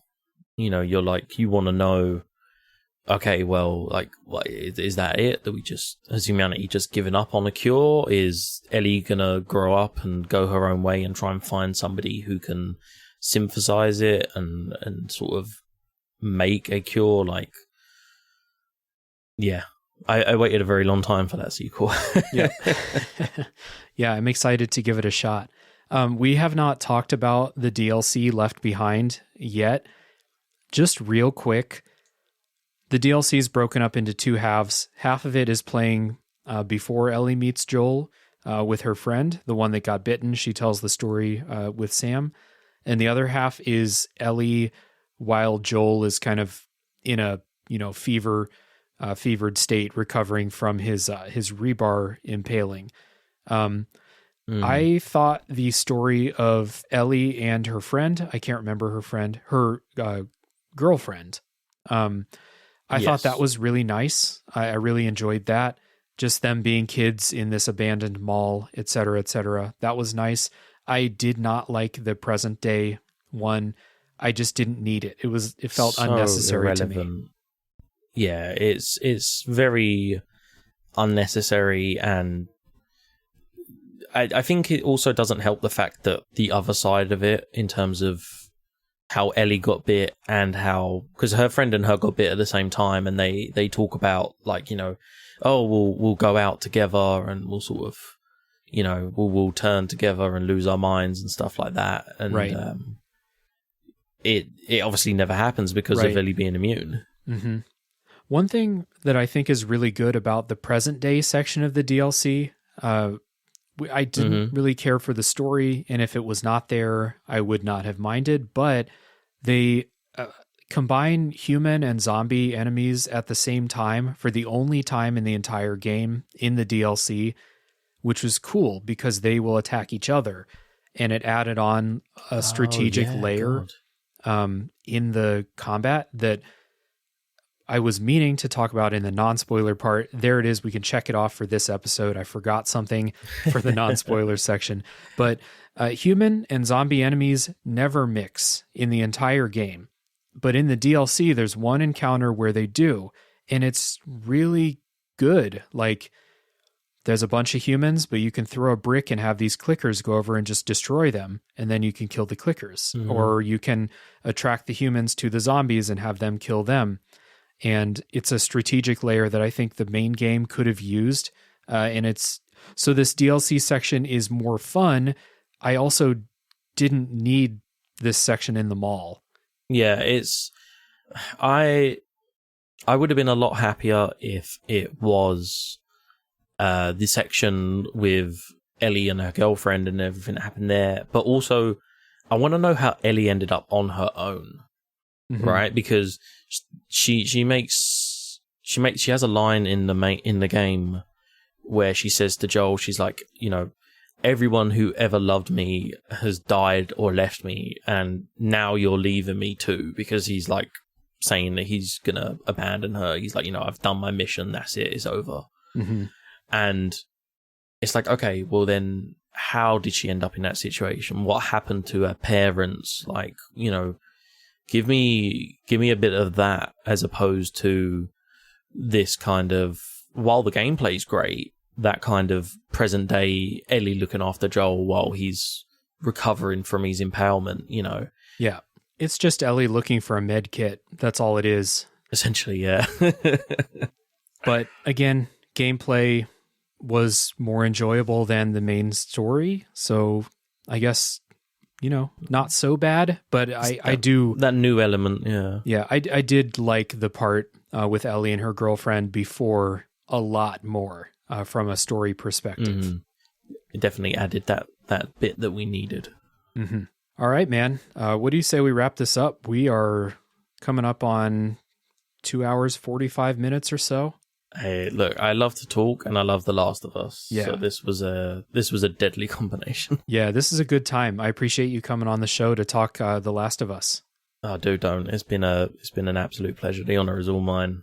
I absolutely wanted to come on this show for a long time, so I'm It's happy. good to finally make it happen. I remember talking to you about potential games to get you on the show, and I don't know how The Last of Us came up, but when it did, both of us were like, yep, let's do that one. That's going to be us. So I think you showed me a list of backlog stuff, and I was like, oh, you're going to play The Last of Us? Yeah. Yeah, that's how a lot of guest and game matchups happen. I would just throw a big list of stuff and let you pick. So I was happy to play through this. I'm glad I did replay it. And of course, happy to talk about it with you, man. Appreciate you coming on the show. Everyone listening, please check out Play Along Podcast. They do a lot of good stuff over there. Check the show notes again for the link tree for Play Along. Highly recommended. And tune in next time for the next game that comes out of the backlog.